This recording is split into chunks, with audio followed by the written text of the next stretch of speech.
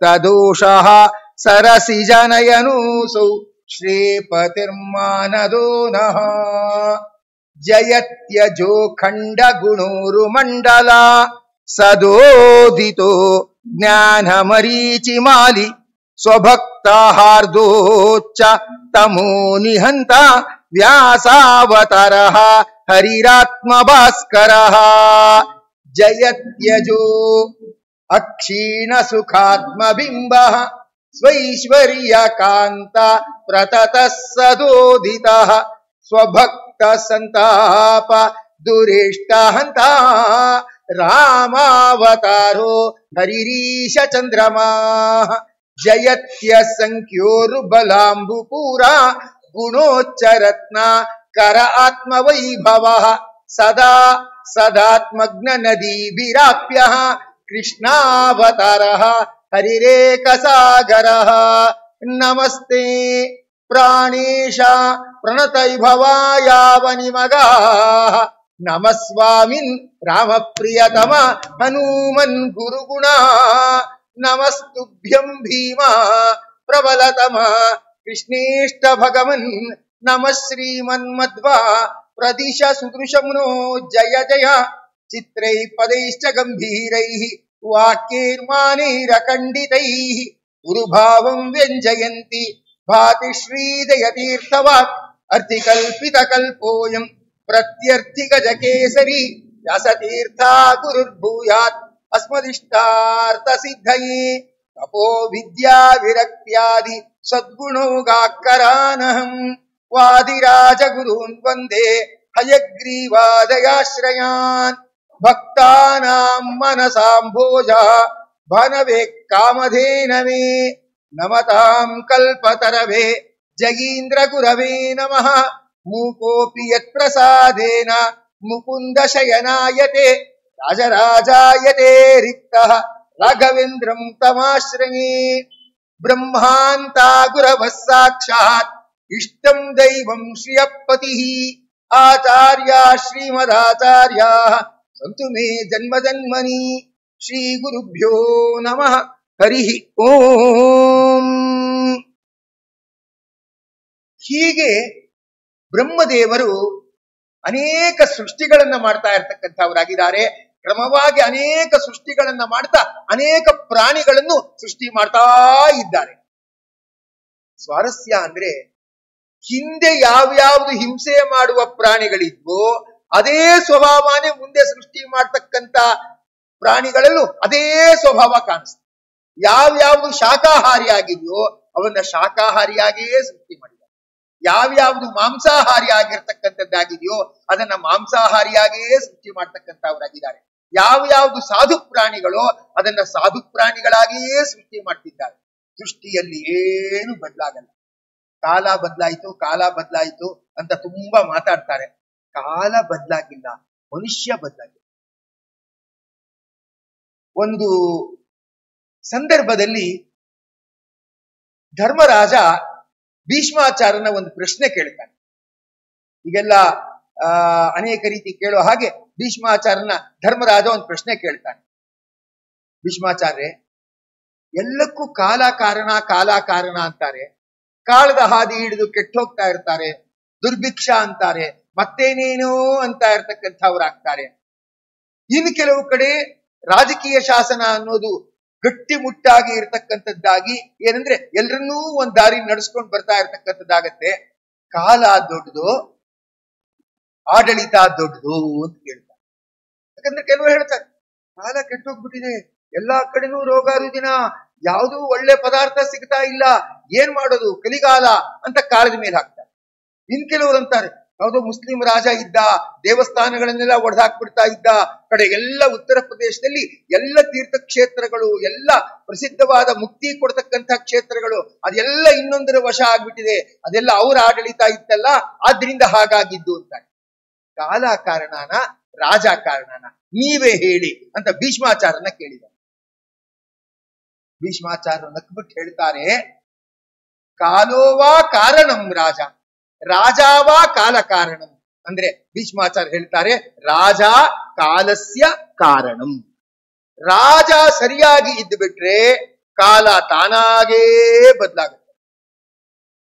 ನೋಡ್ಲಿಕ್ಕೆ ಹೋದ್ರೆ ಪ್ರಯಾಗ ನೋಡ್ಲಿಕ್ಕೆ ಹೋದ್ರೆ, ಮಹಾಕುಂಭದ ವ್ಯವಸ್ಥೆ ನೋಡ್ಲಿಕ್ಕೆ ಹೋದ್ರೆ, ಅಥವಾ ಅಯೋಧ್ಯ ಮಂದಿರ ಸ್ಥಾಪನೆ ಆಗಿದ್ದಾಗ್ಲಿ, ಅಥವಾ ಕಾಶಿ ಕಾರಿಡಾರ್ ಆಗ್ಲಿ ನೋಡಕ್ ಹೋದ್ರೆ ಅದು ರಾಜನೇ ನಿಂತು ಮಾಡಿಸಿದ್ದು ಅಲ್ವಾ, ಕಾಲ ಕಾರಣ ಅಲ್ಲ. ರಾಜ ಧಾರ್ಮಿಕನಾಗಿದ್ದು ಬಿಟ್ರೆ ಏನಾಗತ್ತೆ, ಎಲ್ರೂ ಧರ್ಮ ಮಾರ್ಗದಲ್ಲಿ ಇರ್ತಾರೆ. ಆ ರಾಜನಿಗೆ ಅನ್ನಿಸ್ತಂತೆ, ಮುಖ್ಯಮಂತ್ರಿಗೆ ಏನಂದ್ರೆ, ಉತ್ತರ ಪ್ರದೇಶದವರೆಲ್ಲರೂ ಕೂಡ ಸಂಗಮದ ಸ್ನಾನ ಮಾಡ್ಬೇಕು, ಪಾಪ ಬರಕ್ಕಾಗಿಲ್ಲ, ಜನ ಎಲ್ಲಿ ತುಳಿದಾಕ್ಬಿಡ್ತಾರೋ ಅಂತ ಗರ್ಭಿಣಿಯರು, ಬಾಣಂತಿಯರು, ಮುದುಕರು ಅವ್ರಿಗೆಲ್ಲ ಬರಕ್ಕಾಗಿಲ್ಲ, ಆದ್ರೆ ಅವರೆಲ್ಲರೂ ಸಂಗಮ ಸ್ನಾನ ಮಾಡ್ಬೇಕು. ಅದಕ್ಕೆ ಏನಂದ್ರೆ, ವಾಹನಗಳಲ್ಲೇ ಸಂಗಮದ ನೀರನ್ನ ತುಂಬಿಬಿಟ್ಟು ಆ ಊರುಗಳಿಗೆ ಕಳಿಸ್ತೀವಿ, ಅವರೆಲ್ಲರೂ ಸಂಗಮ ಸ್ನಾನ ಮಾಡ್ಬೇಕು ಅಂತೇಳಿ ವ್ಯವಸ್ಥೆ ಮಾಡಿ ಮಾಡಿಸ್ತಾರೆ. ಅವ್ಯವಸ್ಥೆಗಳು ಜೊತೆ ಜೊತೆಗೆ ಇರುತ್ತೆ, ಆದ್ರೆ ರಾಜ ಮನಸ್ಸು ಮಾಡಿಬಿಟ್ರೆ ಕಾಲ ಬದಲು ಮಾಡಿ. ಒಂದ್ ದೊಡ್ಡ ಸ್ಕೂಲ್ ಟೀಚರ್ ಮನಸ್ಸು ಮಾಡ್ಬಿಟ್ರೆ ಇಡೀ ಕ್ಲಾಸ್ ರೂಮ್ ಅನ್ನು ಸ್ಟ್ರಿಕ್ಟ್ ಮಾಡ್ಬೇಕು. ಕಾಲ ಕೆಟ್ಟೋಗಿದೆ, ಹುಡುಗರಿಗೂ ಯಾರಿಗೂ ಕಲಿಯಕ್ಕೆ ಇಂಟ್ರೆಸ್ಟ್ ಇಲ್ಲ ರೀ, ಕಲಿತ್ರೆ ಕಲಿ, ಬಿಟ್ರೆ ಬಿಡ್ಲಿ ಅನ್ಬಿಟ್ರೆ ಯಾರು ಕಲಿಯಲ್ಲ. ಅದ್ರಿಂದ ಯಾವ್ಯಾವ ಪ್ರಾಣಿಗಳು ಮಾಂಸಾಹಾರಿಯಾಗಿದ್ವು ಅದು ಮಾಂಸಾಹಾರಿಯಾಗೇ ಸೃಷ್ಟಿ ಮಾಡಿದ್ದಾನೆ, ಯಾವ್ಯಾವ್ದು ಸಸ್ಯಾಹಾರಿಯಾಗಿದೆಯೋ ಅದನ್ನ ಸಸ್ಯಾಹಾರಿಯಾಗೇ ಸೃಷ್ಟಿ ಮಾಡಿದ್ದಾನೆ. ಬದಲಾಗಿರೋನ್ ಯಾವನು ಗೊತ್ತಾ, ಮನುಷ್ಯ. ನಾಲಿಗೆ ಚಪಲಕ್ಕೊಳಗಾಗ್ಬಿಟ್ಟು ಏನಂದ್ರೆ ಸಸ್ಯಾಹಾರಿಯಾಗಿರ್ಬೇಕಾದ ಅವನು ಮಾಂಸಾಹಾರಿ ಆಗ್ಬಿಟ್ಟಿದ್ದಾನೆ. ಅದಕ್ಕೆ ಪೋಷಕರಾಗಿರ್ತಕ್ಕಂಥ ಕೆಲವರು ಹೇಳ್ತಾರೆ, ಮಾಂಸ ತಿನ್ಬೇಕಾದ್ರೆ ತುಂಬಾ ಶ್ರಮ ಪಡಬೇಕಾಗಿಲ್ಲ, ಕೆಲವು ಕಡೆ ದೇವಸ್ಥಾನದಲ್ಲಿ ಊಟ ಅಂತ ತುಂಬಾ ಕಷ್ಟ ಪಡಬೇಡಿ, ದೊನ್ನೆಯಲ್ಲೇ ಪ್ರಸಾದ ಕೊಡ್ತೀವಿ ಅನ್ನೋ ಹಾಗೆ ದೊನ್ನೆಯಲ್ಲೇ ಮಾಂಸಾಹಾರ ಕೊಡ್ತೀವಿ, ಕೇವಲ 50 ರೂಪಾಯಿ ಅಂತ ಹೇಳಿ ಜನರನ್ನ ಮಾಂಸಾಹಾರಿಗಳನ್ನಾಗಿ ಮಾಡ್ತಾ ಇರೋದು ಇದೆ. ಬಾಯಿ ಚಪ್ಲಕ್ ಜನ ಹೋಗ್ತಾ ಇರೋದು ಇದೆ, ಕ್ಯಾನ್ಸರ್ ಮೊದಲಾದ ರೋಗಗಳಿಂದ ಒಡ್ಡಾಡ್ತಾ ಇರತಕ್ಕಂಥದ್ದು ಇದೆ. ಯಾಕೆ ಅಂದ್ರೆ ಮನುಷ್ಯನ ಶರೀರ ಮಾಂಸಾಹಾರಕ್ಕೆ ಅನುಕೂಲವಾಗಿ ಸೃಷ್ಟಿಯಾಗಿಲ್ಲ. ಮೈಯಿಂದ ತುಂಬಾ ಬೆವರು ಬರ್ತಾ ಇರ್ತಕ್ಕಂಥದ್ದು, ಸೀಳು ಹಲ್ಲುಗಳನ್ನ ಬಾಯಲ್ಲಿ ಇಟ್ಕೊಂಡಿರ್ತಕ್ಕಂಥದ್ದು, ಪಂಜ ಮೊದಲಾದವುಗಳನ್ನ ಕೈಯಲ್ಲಿ ಇಟ್ಕೊಂಡಿರ್ತಕ್ಕಂಥದ್ದು, ಇದು ಮನುಷ್ಯನ ರಚನೆಯಲ್ಲಿಲ್ಲ, ಇದು ಮಾಂಸಾಹಾರಿ ಪ್ರಾಣಿಗಳ ರಚನೆಯಲ್ಲಿದೆ. ಆದ್ರಿಂದ ಅವು ತಿನ್ನತ್ತೆ, ಸುಲಭವಾಗಿ ಆ ಜೀರ್ಣವನ್ನ ಮಾಡಿಸ್ಕೊಂಡು ಇನ್ನೊಬ್ಬರ ಮೇಲೆ ಆಕ್ರಮಣ ಮಾಡುತ್ತೆ. ಆದ್ರೆ ಮನುಷ್ಯನಿಗೆ ಆತರ ಅಲ್ಲ, ನಾನು ಎಲ್ಲ ಆಗ್ಬೇಕು, ನಂಗೆಲ್ಲ ಬೇಕು ಅಂತ ಎಲ್ಲವನ್ನೂ ತಿನ್ಕೊಳ್ತಾನೆ, ಎಲ್ಲ ರೋಗವನ್ನೂ ತಂದುಕೊಳ್ತಾನೆ. ಇವತ್ತಿಗೂ ಆನೆ ಮೊದಲಾದವುಗಳು ಶಾಕಾಹಾರಿಯಾಗೇ ಇದೆ. ಕೆಲವರೆಲ್ಲ ಅಂತಾರೆ ಆಹಾರದಲ್ಲಿ ಬಲ ಇಲ್ಲ, ಅದಕ್ಕೆ ನಾವೇನೇನೋ ತಗೊಳ್ತಾ ಇದ್ದೀವಿ ಅಂತಾರೆ. ಎಂತೆಂತ ದಿಮ್ಮಿಗಳನ್ನ ಸಾಗಿಸ್ತಾ ಇರುತ್ತೆ, ಒಂದು ನದಿಯ ದಡದಿಂದ ಇನ್ನೊಂದು ನದಿಯ ದಡಕ್ಕೆ ಸಾಗಿಸ್ತಾ ಇರತಕ್ಕಂಥದ್ದಾಗತ್ತೆ. ಏನೇನು ಶಕ್ತಿ ಉಳ್ಳದ್ದೆಲ್ಲ ಆಗಿರುತ್ತೆ. ಇಷ್ಟಾಗಿ ಆನೆ ನೋಡಕ್ ಹೋದ್ರೆ ಶಾಕಾಹಾರಿ. ಶಕ್ತಿ ಹೇಗ್ ಬಂತು? ಶಕ್ತಿ ಇರೋದು ಆಹಾರದಲ್ಲ, ಆಹಾರವನ್ನ ಊಟ ಮಾಡುವ ಮನಸ್ಥಿತಿಯಲ್ಲಿ. ನಮ್ಮ ಮನಸ್ಸು ಚೆನ್ನಾಗಿದ್ದು ಬಿಟ್ರೆ, ಸಾಗರಕಟ್ಟೆ ಸ್ವಾಮಿಗಳು ಅಂತಿದ್ರು, ಬರೀ ಹೆಸರು ಬೇಳೆ ನೆನೆಸ್ಕೊಂಡು ತಿಂತಾ ಇದ್ರು ಇಡೀ ಜೀವನ ಪರ್ಯಂತ. ತಂಪಾಡುತ್ತಾ ಓಡಾಡ್ಕೊಂಡು ಮೊದಲಾದವುಗಳನ್ನ ಮಾಡ್ಕೊಂಡು ಇರ್ತಕ್ಕಂಥವ್ರಾಗಿದ್ರು. ನಿನ್ನ ಮನಸ್ಸು ಚೆನ್ನಾಗಿದ್ದು ಬಿಟ್ರೆ, ಜೀರ್ಣ ಆಗೋ ಆಹಾರನ ನೀನ್ ತಿಂದು ಬಿಟ್ರೆ, ನೀನೇ ನಿನ್ನಿರುವ ಜಾಗದಲ್ಲಿ ಹುಲಿಯಂತೆ ಒಳ್ಳೆ ಬಲಿಷ್ಠನಾಗಿ ಇರ್ತಕ್ಕಂಥವನಾಗ್ತೀಯಾ ಅಂತ. ಆದ್ರಿಂದ ನಿಜ ನೋಡಕ್ ಹೋದ್ರೆ ಹಾವು ಮೊದಲಾದವುಗಳು ಗಾಳಿ ಕುಡ್ಕೊಂಡಿರುತ್ತೆ, ಆದ್ರೆ ಏನ್ ಶಕ್ತಿ ಇದೆ. ಒಂದ್ಸತಿ ಕಚ್ಬಿಟ್ರೆ ಆಯ್ತು, ಅವನ್ ಕತೆ ಮುಗಿದೋಯ್ತು. ಅಂದ್ರೆ ಒಂದ್ಸತಿ ಕಚ್ಚಿದ್ರೆ ಸಾಕು, ಅವನ್ ಕತೆ ಮುಗಿದೋಯ್ತು ಅಂತ ಅನ್ಬೇಕಾದ್ರೆ ಅದಕ್ಕೆ ಆಹಾರ ಬೇರೆ ಬೇಕಾಗಿಲ್ಲ, ಬರೀ ಗಾಳಿ ಕುಡ್ಕೊಂಡಿರುತ್ತೆ. ಸರ್ಪಾ ಪಿಬಂತಿ ಪವನಂ ನಚ ದುರ್ಬಲಾಸ್ತೆ, ಅದು ದುರ್ಬಲ ಅಲ್ಲ. ಇನ್ ಕೆಲವಂತಾರೆ ಏನಿದ್ರಲ್ಲ ವ್ರತದ ಊಟ ಏನು ಸ್ವಾರಸ್ಯ ಇರಲ್ಲ ನೋಡಿ, 1-2 ಗಂಟೆ ಆದ್ಮೇಲೆ ಮತ್ತೆ ಹಸುವಾಗತ್ತೆ, ಇನ್ ವ್ರತಾನೇ ಹೀಗೆ, ವ್ರತ ಕಳೆದ ಮೇಲೆ ನಾವು ಸ್ಟ್ರಾಂಗ್ ಆಗ್ತೀವಿ ಅಂತ. ಋಷಿ ಮುನಿಗಳು ಗೆಡ್ಡೆ ಗೆಣಸುಗಳನ್ನು ತಿನ್ಕೊಂಡಿರ್ತಾರೆ. ಶಾಪ ಕೊಟ್ರೆ ಅವನು ಸಾಯ್ತಾನೆ, ಆಶೀರ್ವಾದ ಮಾಡಿದ್ರೆ ಅವನು ರಾಜ ಆಗ್ತಾನೆ. ವರ ಶಾಪ, ರಾಜನನ್ನೇ ಬದಲಾಯಿಸೋದು, ರಾಜನನ್ನೇ ಕಿತ್ತಾಕ್ಸೋದು, ಇದೆಲ್ಲ ಅವರ ಕೈಯಲ್ಲಿರುವ ಶಕ್ತಿ, ಮತ್ತೆ ಮಾತಿನಲ್ಲಿರುವ ಶಾಪ ವರಗಳ ಶಕ್ತಿ ಹೇಗ್ ಬಂತು? ಆಹಾರದಿಂದ ಬಂದಿಲ್ಲ, ಮನಃಶಕ್ತಿಯಿಂದ ಬಂದಿದೆ. ಕಂದೈ ಫಲೈಹಿ ಮುನಯಃ ಕ್ಷಪಯಂತಿ ಕಾಲಂ. ಆದ್ರೆ ಶಾಪ ಕೊಡ್ತಾರೆ, ವರ ಕೊಡ್ತಾ ಇರ್ತಕ್ಕಂಥವ್ರಾಗ್ತಾ ಇದ್ದಾರೆ. ಈ ಶಕ್ತಿ ಅವ್ರಿಗೆ ಹೇಗ್ ಬಂತು ಅಂದ್ರೆ ಇಷ್ಟೇನೆ, ಸಂತೋಷ ಏವ ಪುರುಷಸ್ಯ ಪರಂ ನಿಧಾನಂ. ನಾವು ಏನು ತಿಂತೀವೋ ಅದನ್ನ ಸಂತೋಷದಿಂದ ತಿನ್ಬೇಕು. ಸದ್ಯ ಇವತ್ತಿದೆ, ಎಷ್ಟು ಚೆನ್ನಾಗಿದೆ, ಎಷ್ಟು ರುಚಿ ರುಚಿಯಾಗಿದೆ, ಈ ತರ ರುಚಿ ಬೇರೆ ತಕ್ಕೆ ಏನ್ ಮಾಡಿದ್ರು ಬರಲ್ಲ ಅನ್ಕೊಂಡು ನಗ್ತಾ ನಗ್ತಾ ತಿಂದ್ರೆ ಅದರಲ್ಲಿ ಕಬ್ಬಿಣದಷ್ಟು ಶಕ್ತಿ ಏನಿದೆ ಅದು ಬರ್ತಾ ಇರ್ತಕ್ಕಂಥದ್ದಾಗುತ್ತದೆ. ಆದ್ದರಿಂದ ಈ ರೀತಿಯಾಗಿ ಅವುಗಳು ಇನ್ನು ಮಾಂಸಾಹಾರಿ ಪ್ರಾಣಿಗಳು ಮಾಂಸಾಹಾರಿಗಳಾಗೇ ಇದೆ, ಶಾಕಾಹಾರಿ ಪ್ರಾಣಿಗಳು ಶಾಕಾಹಾರಿಗಳಾಗೇ ಇದೆ. ಮನುಷ್ಯ ನಾಲ್ಗೆ ಚಪಲಕ್ಕೆ ಒಳಗಾಗಿ ಅಧರ್ಮದ ಮಾರ್ಗ ಹಿಡಿದು ಮಾಂಸಾಹಾರಿ ಆಗಿದೆ. ಇಲ್ಲದೆ ಇದ್ರಿಲ್ಲ.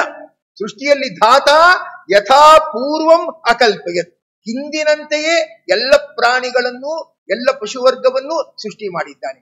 ಅದರಿಂದ ಮನುಷ್ಯ ಹಾಗಾಗಬೇಕಾಗಿಲ್ಲ. ಅವನು ತನ್ನ ಬಾಯಿ ಚಪಲಕ್ಕೊಳಗಾಗಿ ಆಗ್ಬಿಟ್ಟು ರೋಗ ರುಜಿನಗಳನ್ನೆಲ್ಲ ತಂದುಕೊಂಡು ಏನ್ ಮಾಡ್ತಿದ್ದಾನಂದ್ರೆ ಆ ಒದ್ದಾಡ್ತಾ ಇರತಕ್ಕಂಥವನಾಗಿದ್ದಾನೆ. ಹಣ್ಣನ್ನ ತಿನ್ನಿ ಅಂತಾರೆ, ಹಣ್ಣನ್ನು ಮಾತ್ರ ತಿನ್ನಿ. ಅದಕ್ಕೆ ಸಾಂಬಾರು ಪದಾರ್ಥಗಳನ್ನ ಬೆಳೆಸ್ಕೊಳ್ಬಾರ್ದು. ಏನೇನೋ ಹಾಕೊಳ್ಳೋದು, ಒಣಮೆಣಸಿನಕಾಯಿ ಹಾಕೊಳ್ಳೋದು, ಅದು ಹಾಕೊಳ್ಳೋದು, ಇದು ಹಾಕೊಳ್ಳೋದು ಬೆಳೆಸ್ಕೋಬಾರ್ದು. ಹಣ್ಣು ತಿನ್ನಿ ಅಂದ್ರೆ ಹಣ್ಣು ಮಾತ್ರ ತಿನ್ಬೇಕು. ಅದ್ರ ಮೇಲೆ ಸಕ್ಕರೆ ಪುಡಿ ಉದುರಿಸ್ಕೊಳ್ಳೋದು, ಅದು ಮಾಡ್ಕೊಳ್ಳೋದು ಹಾಗಲ್ಲ. ಅದು ಹೇಗಿದೆಯೋ ಸೃಷ್ಟಿಯಲ್ಲಿ ಹಾಗೇ ತಿನ್ಬೇಕು. ಮಾವಿನ ಹಣ್ಣು ಹಾಗೆ ತಿನ್ಬೇಕು. ಜ್ಯೂಸ್ ಮಾಡ್ಕೊಂಡು ಒಂದೆರಡು ಸಕ್ಕರೆ ಸ್ಪೂನ್ ಹಾಕೋತೀನಿ ಇಲ್ಲ, ಅದು ಹೇಗಿದೆಯೋ ಹಾಗೆ ತಿಂದ್ರೆ ಅದು ಪೌಷ್ಟಿದಾಯಕವೂ ಹೌದು, ಔಷಧಿಯೂ ಹೌದು. ಯಾರು ಹೇಳುದು ಸುಮ್ಮನೆ ಔಷಧಿ ಕುಡಿಯೋಕೆ ಸ್ವಲ್ಪ ಬೇಜಾರಾಗತ್ತೆ, ಅದಕ್ಕೆ ಅದನ್ನ ಗೊಜ್ಜಿನ ಜೊತೆ ಬೆರೆಸ್ಕೊಂಡು ತಿನ್ಬಿಡ್ಲಾ ಅಂದ್ರೆ ಗೊಜ್ಜಿನ ಜೊತೆ ಬೆರೆಸ್ಕೊಂಡು ತಿಂದ್ರೆ ಅದು ಔಷಧಿ ಆಗತ್ತ ಅಲ್ವಾ? ಹಣ್ಣನ್ನ ಹಣ್ಣಾಗೇ ತಿನ್ನಿ, ಹಸಿ ತರಕಾರಿನ ಹಸಿ ತರಕಾರಿಯಾಗೇ ತಿನ್ನಿ, ಇನ್ನೊಂದನ್ನು ಬೆರೆಸ್ಕೊಳ್ಬೇಕು. ಅದರ ಸ್ವಭಾವ ಏನಾಗತ್ತೆ, ಅದು ನಾಶ ಆಗ್ತಾ ಇರತಕ್ಕಂಥದ್ದಾಗುತ್ತದೆ. ಮತ್ತೆ ಋಷಿಮುನಿಗಳ ಆಶ್ರಮದಲ್ಲಿ ಒಂದು ಪ್ರಾಣಿ ಇನ್ನೊಂದು ಪ್ರಾಣಿನ ಹಿಂಸೆ ಮಾಡ್ತಾ ಇರ್ಲಿಲ್ಲ ಅಂತಾರಲ್ಲ, ಹಾಗಾಗಿ ಸೃಷ್ಟಿ ಮಾಡಿದಾನೆ ಅಂತ ಹೇಳ್ತಾರೆ. ಆದ್ರೆ ಹಿಂಸೆ ಮಾಡ್ತಾ ಇರ್ಲಿಲ್ಲ ಅಂತಾರಲ್ಲ. ಹುಲಿ ಪಕ್ಕಾನೇ ಹಸು ಕೂತಿತ್ತು ಮುನಿಗಳ ಆಶ್ರಮದಲ್ಲಿ ಅಂತ ಹೇಳ್ತಾರಲ್ಲ, ಅಂದ್ರೆ ಅದು ಮುನಿಗಳ ಮನಸ್ಸಿನ ಶಕ್ತಿಯಿಂದ ಪ್ರಾಣಿಗಳ ಸ್ವಭಾವದ ಮೇಲೆ ಕಂಟ್ರೋಲ್ ಇರ್ತಾ ಇದೆ. ಆದ್ರಿಂದ ಅವ್ರು ಇರೋ ತನಕ ಹಾಗೆ ಮುನಿಗಳಿಗೂ ತಾಮಸ ಪ್ರಾಣಿಗಳಿಗೂ ಸಾತ್ವಿಕ ಸ್ವಭಾವ ಬರ್ತಾ ಇದೆ. ಅವ್ರಿಲ್ಲ ಅಂದ್ರೆ ಯಥಾ ಪ್ರಕಾರ ಒಂದು ಪ್ರಾಣಿ ಇನ್ನೊಂದು ಪ್ರಾಣಿಯ ಮೇಲೆ ಆಕ್ರಮಣ ಮಾಡ್ತಾ ಇರ್ತಕ್ಕಂಥದ್ದಾಗಿದೆ. ಹೀಗೆ ಅದು ಇರ್ತಕ್ಕಂಥದ್ದಾಗಿದೆ. ಅದರಿಂದ ಬದಲಾಗುವವನು ಮನುಷ್ಯ ಮಾತ್ರ. ಅದರಿಂದ ಅವನು ದೈವಾನುಗ್ರಹದಿಂದಲೂ ಕೂಡ ಅವನು ವಂಚಿತನಾಗಿ ಇರ್ತಕ್ಕಂಥವನಾಗ್ತಾನೆ. ಯಾರೊಬ್ಬ ದೊಡ್ಡ ಫಾರೆಸ್ಟ್ ಆಫೀಸರ್, ತುಂಬಾ ಇನ್ಫ್ಲೂಯೆನ್ಸ್ ಇತ್ತು, ಭಾರಿ 20-30 ವರ್ಷ ಅಲ್ಲಿ ಓಡಾಡಿ ತುಂಬಾ ಅನುಭವವನ್ನು ಸಂಪಾದನೆ ಮಾಡ್ಕೊಂಡು ಎಲ್ಲ ಬಂದು ಏನ್ ಮಾಡಿದಾನೆ, ಫಾರೆಸ್ಟ್ ಏರಿಯಾದಲ್ಲಿ ಅವನಿಗೊಂದು ಮನೆ ಕೊಟ್ಟಿದ್ದಾರೆ. ಅಲ್ಲಿ ಮನೆ ಮುಂದೆ ಆ ಕೇಜ್ ಅಲ್ಲಿ ಹುಲಿಯನ್ನ ತಂದಿಟ್ಕೊಂಡಿದ್ದಾನೆ. ಮಕ್ಕಳೆಲ್ಲ ಅದ್ರೊಳಗಡೆ ಕೈ ಹಾಕ್ಬಿಟ್ಟೇನೋ ಹಾಕೋದು, ಇನ್ನೊಬ್ರೇನೋ ಮಾಡೋದು, ಹೋಗುವ ಅದ್ರ ಮೈ ಸವರು ಹೋಗೋದು, ಹೀಗ್ ಮಾಡಿದ್ದಾನೆ. 3 ವರ್ಷದ ತನಕ ಹಾಗೆ ಇದೆ. ಎಲ್ರಿಗೂ ತೋರಿಸ್ತಾ ಇದ್ದಾನೆ, ನೋಡಿ ಇದನ್ನ ಬದಲಾಯಿಸ್ಬಿಟ್ಟಿದ್ದೀನಿ, ನೋಡಿ ಇದನ್ನ ಬದಲಾಯಿಸ್ಬಿಟ್ಟಿದ್ದೀನಿ ಅಂತ ಎಲ್ರಿಗೂ ತೋರಿಸ್ತಾ ಇದ್ದಾನೆ ಅವನು. ಅದು ಇವರೆಲ್ಲ ಮೈ ಸವರ್ತಾ ಇದ್ರೆ ಹಾಗೇ ಕಣ್ಬಿಟ್ಕೊಂಡು ನೋಡೋದು, ಇವ್ರೇನಾದ್ರೂ ಕೊಟ್ರೆ ಅದನ್ನ ಹಾಗೇ ತಿನ್ನೋದು ತೋರಿಸ್ತಾ ಇದ್ದಾನೆ. ಒಂದ್ಸತಿ ಅವನು ಎಲ್ಲೋ ಹೋಗಿದ್ದಾಗ ಯಾರೋ ಕೆರಳಿಸ್ಬಿಟ್ಟಿದ್ದಾರೆ, ಅವನ ಮಕ್ಕಳನ್ನೆಲ್ಲ ತಿಂದಾಕ. ಅಂದ್ರೆ ಅವುಗಳ ಸ್ವಭಾವ ಹಾಗಾಗೇ ಇರುತ್ತೆ, ಅದನ್ನ ಬದಲಾಯಿಸಕ್ಕಾಗಲ್ಲ. ಅದರಿಂದ ಹಿಂಸೆ ಪ್ರಾಣಿ ಅಂದ್ರೆ ಹಿಂಸೆ ಮಾಡುವ ಪ್ರಾಣಿನೇ ಆಗಿರುತ್ತೆ. ಅದ್ರ ಮೇಲೆ ಅಂತ ಮೊದಲು ಸೇರಿಸ್ಬಿಟ್ಟು ಅಹಿಂಸೆಯ ಪ್ರಾಣಿ ಅಂತ ಮಾಡ್ಲಿಕ್ಕಾಗಲ್ಲ. ಆದ್ರಿಂದ ಅದನ್ನ ಇಲ್ಲಿ ಹೇಳ್ತಾ ಇರ್ತಕ್ಕಂಥವ್ರಾಗಿದ್ದಾರೆ. ಯಾಕೆ ಹಾಗಾಗತ್ತೆ, ಯಾಕೆ ಹಿಂಸೆ ಮಾಡೋ ಪ್ರವೃತ್ತಿ ಪ್ರಾಣಿಗಳಿಗೆ ಬರುತ್ತೆ ಅಂದ್ರೆ ಹಿಂದಿನ ಜನ್ಮದ ಕರ್ಮ ಉಂಟಲ್ಲ, ಆ ಸಂಸ್ಕಾರ, ಅದರಿಂದ ಒಬ್ಬ ರಾಕ್ಷಸನೇ ಹಿಂಸಕ ಪ್ರಾಣಿಯಾಗು. 2 ಕರ್ಮ ಮತ್ತೆ ಸಂಸ್ಕಾರ, ಇವುಗಳಿಗೆ ಒಳಗಾಗಿ ಅವುಗಳು ಹಿಂಸೆ ಮೊದಲಾದವುಗಳನ್ನ ನಡೆಸ್ತಾ ಇರ್ತಕ್ಕಂಥದ್ದಾಗತ್ತೆ. ಯಾರೊಬ್ಬರು ಒಂದು ಇತಿಹಾಸದ ಘಟನೆ ಹೇಳ್ತಾ ಇರ್ತಕ್ಕಂಥವರಾಗಿದ್ದು ಏನಂದ್ರೆ, ಬನ್ನಂಜೆ ಗೋವಿಂದಾಚಾರ್ಯ ಒಂದು ಉಪನ್ಯಾಸ ಭಾಗವತ್ ಸಪ್ತಾಹ ನಡೀತಾ ಇತ್ತಂತೆ. ಭಾಗವತ್ ಸಪ್ತಾಹ ನಡೀತಾ ಇದ್ದಾಗ ಯಾವುದೋ ಒಂದು ನಾಯಿ ಉಪವಾಸ ಇದ್ದು ನದಿಯಲ್ಲಿ ಹೋಗಿ ಸ್ನಾನ ಮಾಡ್ಕೊಂಡು ಬಂದ್ಬಿಟ್ಟು ಮೂಲೆ ಬಂದು ಇಡೀ ಭಾಗವತ ಕೇಳ್ತಾ ಇತ್ತು. 7 ದಿನದ ಭಾಗವತ ಏನಿದೆ ಅದು ಕೇಳ್ತಾ ಇದೆ. 7ನೇ ದಿವಸ ಯಾರು ಹೇಳಿದ್ದಾರೆ, ಆ ನಾಯಿ ನೋಡಿ ಅಲ್ಲಿ ಮುಳುಕೊ ಬಂದು ಮೈ ಹಿಂಗ್ ಜಾಡಿಸ್ಕೊಂಡು ಬಂದು ಅಲ್ಲಿ ಕೂತ್ಕೊಂಡು ಕೇಳ್ತಾ ಇದೆ. 7ನೇ ದಿವಸ ಎಲ್ರು ಸ್ಟೇಜ್ ಅಲ್ಲಿ ನಿಂತ್ಕೊಳ್ಳೋದು ಬಿಟ್ಟು ಎಲ್ಲ ಮೂಲೆಯಲ್ಲಿ ನಿಂತ್ಕೊಂಡಿದ್ದಾರೆ. ಏನೇ ಮೂಲೆಯಲ್ಲಿ ನಿಂತ್ಕೊಂಡಿದ್ದಾರೆ ಅಂತ ನೋಡಿದ್ರೆ ಅದು ಹಂಗೆ ಪ್ರಾಣ ಬಿಟ್ಟು 7 ದಿನ ಭಾಗವತ ಕೇಳ್ತಾ ಕೇಳ್ತಾ ಕೇಳ್ತಾ ಹಾಗೇ ಅದು ಪ್ರಾಣ ಬಿಟ್ಟಿದೆ. ಅವ್ರಿಗೆ ಆಶ್ಚರ್ಯ ಆಗೋಯ್ತು. ಅವ್ರು ಹೇಳಿದ್ರು, ನಾನು ಈ ತರ ಹೇಳ್ತೀನೋ ಇಲ್ವೋ ಗ್ಯಾರಂಟಿ ಇಲ್ಲ, ನಾಯಿ ಆ ತರ ಕೇಳಿದೆ ಅಂದ್ರೆ ಯಾವುದೋ ಜನ್ಮದಲ್ಲಿ ಅದು ಸಂಸ್ಕಾರವನ್ನ ಪಡೆದಿರುತ್ತೆ. ಅದು ಸ್ನಾನ ಮಾಡ್ಕೊಂಡು ಬರೋಣ ಅಂದ್ರೇನು, ಉಪವಾಸ ಕೇಳೋಣ ಅಂದ್ರೇನು, ಆ ಕೇಳುವವರೇ ಮಧ್ಯದಲ್ಲಿ ಬಿಸ್ಕತ್ ಬಾಯಿಗೆ ಹಾಕೋತಾ ಇರ್ತಾರೆ, ಹಿಂಗೆ ಇಟ್ಕೊಂಡು ಅವಲಕ್ಕಿ ರವೆ ಉಂಡೆ ಇಟ್ಕೊಂಡು ಆಚಾರ ಕಡೆ ನೋಡ್ತಾ ಇರ್ತಾರೆ, ಬಿಡುವನ್ ಬಾಯಿಗೆ ಹಾಕೋತಾ ಇರ್ತಾರೆ. ಸದಾ ತಿನ್ನುವ ಪ್ರಾಣಿ. ನಾಲಿಗೆ ಅಂದ್ರೆ ನಾಯಿ ಅಂದ್ರೆ ನಾಲಿಗೆ ಚಾಚ್ಕೊಂಡಿರೋದು ಅಂತ ಉಪವಾಸ ಕೇಳಿ. ಅಂದ್ರೆ ಹಿಂದಿನ ಜನ್ಮದ ಸಂಸ್ಕಾರದಿಂದ ನಾಯಿ ಆಗುತ್ತೀವಿ, ಆದ್ರಿಂದ ಸಂಸ್ಕಾರ ಬಂತು. ಆದ್ರಿಂದ ಈ ತರ ಇರ್ತಕ್ಕಂಥದ್ದಾಗಿದೆ. ಕೆಲವು ಮನೆಗಳಲ್ಲಿ ಯಜಮಾನ ಉಪವಾಸ ಮಾಡ್ತಾನೆ ಅಂದ್ಬಿಟ್ಟು ಹಸು ಹುಲ್ ತಿನ್ನಲ್ಲ, ಏಕಾದಶಿ ಹಾಗೆ ಇರುತ್ತೆ. ಅವ್ರಿಗೆ ಆಶ್ಚರ್ಯ ಆಗ್ಬಿಟ್ಟು ಬೆಳಿಗ್ಗೆ ಬೇಗ ಸ್ನಾನ ಮಾಡ್ಕೊಂಡ್ ಬಂದು ದ್ವಾಸಿ ಹುಲ್ ತಂದು ಮುಂದಿಡ್ತಾರೆ. ಅಂದ್ರೆ ಮನೆಯಲ್ಲಿ ಯಜಮಾನಂಗೆ ಅದ್ರ ಬಗ್ಗೆ ಶ್ರದ್ಧೆ ಇದ್ದು ಬಿಟ್ರೆ ಮನೆ ವಾತಾವರಣ ಏನಿದೆ, ವಾತಾವರಣವನ್ನ ಖಂಡಿತವಾಗಿ ಏನ್ ಮಾಡ್ಬೋದು ಅಂದ್ರೆ ಬದಲಾಯಿಸಬಹುದು. ಆದ್ರಿಂದ ಕಾಲ ಕಾರಣ ಅಂತ ಹೇಳ್ಬೇಡಿ. ಕಾಲ ಕಾರಣ ಅಲ್ಲ, ಯಾರು ಕಾರಣ? ಮನೆಯ ಯಜಮಾನ ಅಥವಾ ದೇಶದ ರಾಜ ಕಾರಣ. ಅದರಿಂದ ರಾಜ ಕಾಲಸ್ಯ ಕಾರಣ. ಅಂಬರೀಷ ಮೊದಲಾದವರೆಲ್ಲ ಇರುವಾಗ ಇಡೀ ಪ್ರಜೆಗಳೆಲ್ಲ ಉಪವಾಸ ಮಾಡ್ತಾ ಇದ್ರು. ಯಾಕಂದ್ರೆ ಉಪವಾಸ ಮಾಡಿದವ್ರಿಗೆಲ್ಲ ಬೋನಸ್ ಕೊಡಲಾಗುತ್ತದೆ ಅಂತ ಎಲ್ಲಾ ಕಡೆನೂ ಡಂಗುರ ಸಾರಿಸ್ತಾ ಇದ್ದ. ಏನೋ ಬಿಟ್ಟಿ ಭಾಗ್ಯ ಅಂತಾರಲ್ಲ, ಆತರ ಎಲ್ಲಾ ಕಡೆನೂ ಸಾರಿಸ್ತಾ ಇದ್ದ. ಎಲ್ರೂ ಉಪವಾಸ ಮಾಡ್ತಾ ಇದ್ದ. ಅಂದ್ರೆ ರಾಜಾನೇ ಮಾಡಿಬಿಟ್ರೆ ಎಲ್ರು ಏನ್ ಮಾಡ್ತಾರಂದ್ರೆ ಅದನ್ನ ಅನುಸರಣೆ ಮಾಡ್ತಾರೆ. ಯಾರಾದ್ರೂ ರಾಷ್ಟ್ರದ ಇತಿಹಾಸದಲ್ಲಿ ಊಹಿಸಕ್ಕಾಗತ್ತಾ? ಪಾರ್ಲಿಮೆಂಟ್ ಅಲ್ಲಿ ಹೋಮ ಹವನ ನಡೆಯೋದು ಅಂತ ಯಾರಾದ್ರೂ ಊಹಿಸಕ್ಕಾಗತ್ತಾ? ಮನೆಯಲ್ಲೇ ಹೋಮ ಹವನ ನಡೆಯಲ್ಲ ಅಲ್ವಾ? ಪಾರ್ಲಿಮೆಂಟ್ ಅಲ್ಲಿ ಚೆನ್ನಾಗಿ ಅವನು ಒಳ್ಳೆಯವರನ್ನ ಕರೆಸಿ ಹೋಮ ಎಲ್ಲ ಮಾಡಿಸಿ ಹವನಾದಿಗಳನ್ನ ಮಾಡಿಸಿ ಪೂರ್ಣಾಹುತಿ ಕೊಡಿಸಿ ಆಮೇಲೆ ಪಾರ್ಲಿಮೆಂಟ್ ನ ಉದ್ಘಾಟನೆ ಆಯ್ತು. ಉಳಿದವರೆಲ್ಲ ಅಂದ್ರು ನಮ್ ದೇಶ ಎತ್ಲಾ ಕಡೆ ಹೋಗ್ತಾ ಇದೆ, ದೇವ್ರ ದಿಂಡ್ರನ್ನ ನಂಬ್ಕೊಂಡು ಹೋಮ ಹವನ ಅಂತ ಆಗ್ತಾ ಇದೆ, ಇದೆಲ್ಲ ಪಾರ್ಲಿಮೆಂಟ್ ಅಲ್ಲಿ ಆಗಬಾರದು. ಆದ್ರೆ ರಾಜನಿಗೆ ಮನಸ್ಸಿತ್ತು, ಇಲ್ಲ, ಏನೇನೋ ದುಷ್ಟ ಚಿಂತನೆಗಳು ದುಷ್ಟಶಕ್ತಿಗಳೆಲ್ಲ ಇಲ್ಲೆಲ್ಲ ಇರಬಾರ್ದು, ಅದಕ್ಕೆ ಮೊದಲು ಹೋಮ ಹವನ ಆಗ್ಲಿ, ಮನಸ್ಸು ಶುದ್ಧಿ ಆಗ್ಲಿ ಅಂತ ಅವನ ಮನಸ್ಸಿಗೆ ಬಂತು. ಅವ್ನು ಮಾಡಿಸ್ದ. ನಾವು ಕಾಶಿಗೆ ಹೋದಾಗ ನಂಬ್ತಿರೋ ಬಿಡ್ತಿರೋ ಎಲ್ಲಾ ಕಡೆನೂ ಯಾವ್ಯಾವ್ದು ಅಂಗಡಿಗಳಿತ್ತು ತುಂಬಾ ವರ್ಷಗಳ ಹಿಂದೆ. ಯಾಕಾದ್ರೂ ಈ ವಿಶ್ವೇಶ್ವರ ದರ್ಶನ ಮಾಡಕ್ ಬಂದ್ವಪ್ಪ ಅನ್ಸಿತ್ತು. ಈಗ ಪರಿಸ್ಥಿತಿ ಹಾಗಿಲ್ಲ. ನೋಡಕ್ ಹೋದ್ರೆ ಆನಂದ ಆಗತ್ತೆ. ಕಾಶಿ ವಿಶ್ವೇಶ್ವರನ್ನ ನೋಡಕ್ ಹೋದ್ರೆ ಆನಂದಮಯವಾಗಿ ಇರ್ತಕ್ಕಂಥದ್ದಾಗತ್ತಂದ್ರೆ ರಾಜನೇ ಕಾರಣ. ನಾವು ನಮ್ಮ ಮನೆಯಲ್ಲಿ ಎಲ್ಲರೂ ಏಕಾದಶಿ ಉಪವಾಸ ಮಾಡ್ಬೇಕು, ಅಥವಾ ಆಗದೆ ಇದ್ರೆ ಸ್ವಲ್ಪ ದ್ರವ ಪದಾರ್ಥ ತಗೋಬೇಕು, ಬೆಳಿಗ್ಗೆ ಬೇಗ ದ್ವಾಸಿ ಪಾರಣೆ ಆಗ್ಬೇಕು ಅಂದ್ಬಿಟ್ರೆ ಚೆನ್ನಾಗಿ ಫಲಾರ ಮಾಡಿದವರು ಬೇಗ ಬಂದು ಕೂತ್ಕೋತಾರೆ ಪಾರಣೆಗೆ. ಆ ಪಾರಣೆಯೂ ಒಂದು ಭಾಗನೇ, ಅದಕ್ಕೂ ಪುಣ್ಯ ಇದೆ, ಅದಕ್ಕೂ ಪ್ರತ್ಯೇಕವಾದ ಪುಣ್ಯ ಇದೆ. ಅದರಿಂದ ಬಂದು ಕೂತ್ಕೋತಾರೆ. ಇದಕ್ಕೆ ಯಾರು ಕಾರಣ? ಯಜಮಾನನೇ ಕಾರಣ. ಯಾರೋ ಮನೆಗೆ ಹೋಗ್ಬಿಟ್ಟಿದೀನಿ, ಸ್ವಾಮಿಗಳು ಭಿಕ್ಷೆ ಅಂತ ಹೇಳಿದ್ದಾರೆ, ಸರಿ ಅನ್ಬಿಟ್ಟು ಹೋಗ್ಬಿಟ್ಟಿದೀನಿ, ಅಲ್ಲಿ ಲಕ್ಷಣಗಳು ಕಾಣಿಸ್ತಾ ಇಲ್ಲ. ಬೆಳಿಗ್ಗೆ ಲಗೇಜ್ ಇಟ್ಟಿದ್ದೀನಿ, ದ್ವಾಸಿ ಬೆಳಿಗ್ಗೆ ಲಗೇಜ್ ಇಟ್ಟಿದ್ದೀನಿ, ಆ ಸ್ವಾಮಿಗಳು ಬರ್ತಾರಲ್ವಾ ಲೇಟ್ ಅಂತ ಹೇಳಿದ್ರೆ ಬರ್ತೀನಿ ಅಂತ ಹೇಳಿದ್ರು, ಸಾಯಂಕಾಲ ಕ್ಯಾನ್ಸಲ್ ಮಾಡ್ಬಿಟ್ಟಿದ್ದಾರೆ, ಬಂದಿಲ್ಲ ಅಂದ್ಬಿಟ್ಟು ನಾವು ಏನ್ ಮಾಡ್ಬೇಕು ಗೊತ್ತಾಗಿಲ್ಲ. ನಾನು ಬರ್ದೇ ಇದ್ರ ಪರವಾಗಿಲ್ಲ, ಇವರೇ ನೈವೇದ್ಯ ಮಾಡ್ಬಿಟ್ಟು ಹಾಕ್ತಾರೋ ಏನೋ, ಒಳ್ಳೆ ಶ್ರೀಮಂತರು, ಸ್ವಾಮಿಗಳನ್ನೇ ಭಿಕ್ಷೆ ಕರೆದವರು, ಮೇಲೆ ದ್ವಾಸಿ ಪಾಲನೆ ಇರುತ್ತೆ ಅಂತ ತಿಳ್ಕೊಂಡಿದೀನಿ. ಏನು ಸುದ್ದಿನೇ ಇಲ್ಲ, ಅಡಿಗೆ ಮನೆ ಸುದ್ದಿ ಇಲ್ಲ, ಅದಿಲ್ಲ ಇದಿಲ್ಲ, ಪೂಜೆ ಎಲ್ಲ 7 ಗಂಟೆಗೆ ಮುಗೀತು, ಏನ್ ಮಾಡ್ಬೇಕು ಅಂತ ಗೊತ್ತಾಗಿಲ್ಲ. ಅವ್ರ ಮನೇಲಿ ಯಾರು ಅಜ್ಜಿ ಇದ್ರು, ಅವ್ರನ್ನ ಕೇಳಿದೆ ಪಾರಣೆ ಗೀರಣೆ ಇರುತ್ತಲ್ವಾ, ಸದ್ಯ ಬೇಗ ಎಲೆ ಹಾಕ್ತಾರಲ್ವಾ ಅಂತ. ಏನಿಲ್ಲ, 12 ಗಂಟೆಗೆ ಎಲೆ ಹಾಕ್ತಾರೆ, 8 ಗಂಟೆಗೆ ಫಲಹಾರ ಕೊಟ್ಬಿಡ್ತಾರೆ, ಇದನ್ನೇ ಪಾರಣೆ ಅಂತ ತಿಳ್ಕೋಬೇಕಂತೆ ಏನು. ಆದ್ರೆ ಯಜಮಾನಂಗೆ ಆಸಕ್ತಿ ಇಲ್ಲ ಅಂದ್ರೆ ಮನೇಲಿ ಪಾರಣೆ ಹೆಂಗ್ ನಡೀತಪ್ಪ? ಆ ಮುದುಕಿ ಏನ್ ಮಾಡಕ್ಕಾಗತ್ತೆ? ತಕ್ಷಣ ಹೇಳಿದೆ, ಹಾಗಾದ್ರೆ ನಾನು ರಾಯರ ಮಠಕ್ಕೆ ಹೇಳ್ಬಿಡಿ, ನಾನು ಆಟೋದಲ್ಲಿ ಓಡೋಗಿ ರಾಯರ ಮಠದಲ್ಲಿ ಹೋಗಿ ನಾನು ಪಾರಣೆ ಮಾಡ್ಕೊಂಡು ಬರ್ತೀನಿ. ಯಜಮಾನನೇ ಎಲ್ಲಕ್ಕೂ ಕಾರಣ. ಯಜಮಾನ ಧಾರ್ಮಿಕನಾಗಿದ್ರೆ ಮನೆಯಲ್ಲಿ ಧಾರ್ಮಿಕ ವಾತಾವರಣ ಇರುತ್ತೆ. ಶ್ರೀನಿವಾಸ ಕಲ್ಯಾಣ ಹೇಳುತ್ತೆ, ಯಜಮಾನೋ ಗೃಹೇಯಸ್ತು ನ ವಿಚಾರ ಪರೋಭವಿ ಅಂತ ಹೇಳಿ. ಅದನ್ನ ಮಾರ್ಕಂಡೇಯ ಋಷಿಗಳು ಹೇಳ್ತಾ ಇರ್ತಕ್ಕಂಥವರಾಗಿದ್ದಾರೆ. ಹೀಗೆ ಏನಂದ್ರೆ ಅದನ್ನ ತಿಳಿಸ್ತಾ ಹೇಳ್ತಾ ಇರ್ತಕ್ಕಂಥವರಾಗಿದ್ದಾರೆ. ಮತ್ತೆ ತಿಳಿಸಿ ಹೇಳ್ತಕ್ಕಂಥವ್ರಾಗ್ತಾರೆ. ಏನಂದ್ರೆ ರಸೋಲ್ಲಸ ಎಂಬತಕ್ಕಂಥ ಸಿದ್ಧಿಯನ್ನ ಪಡೀತಾ ಇರ್ತಕ್ಕಂಥವ್ರಾಗಿದ್ರು. ಆಮೇಲೆ ಬರ್ತಾ ಬರ್ತಾ ಆಕಾಶದಿಂದಲೇ ರಸಗಳು ಬೀಳಕ್ಕೆ ತಯಾರಾಗಿ ಮನೆ ಮುಂದೆ ಕಲ್ಪವೃಕ್ಷ. ಏನು ಬೇಕು ಅದು, ಹಾಸಿಗೆ ಬೇಕು ಅಂದ್ರೆ ಹಾಸಿಗೆ, ಊಟ ಬೇಕು ಅಂದ್ರೆ ಊಟ, ತಿಂಡಿ ಬೇಕು ಅಂದ್ರೆ ತಿಂಡಿ, ಅಂದ್ರೆ ಫ್ರೂಟ್ ಸಾಲಿಡ್ ಬೇಕು ಅಂದ್ರೆ ಫ್ರೂಟ್ ಸಾಲಿಡ್, ಆತರ ಬೇಯಿಸುವ ಇದಿರ್ಲಿಲ್ಲ. ಬೇಯಿಸಿದ್ರೆ ಮುಸ್ರೆ, ಉಪ್ಪಾಕಿದ್ರೆ ಮುಸ್ರೆ, ಅದಿರ್ಲೇ ಇಲ್ಲ.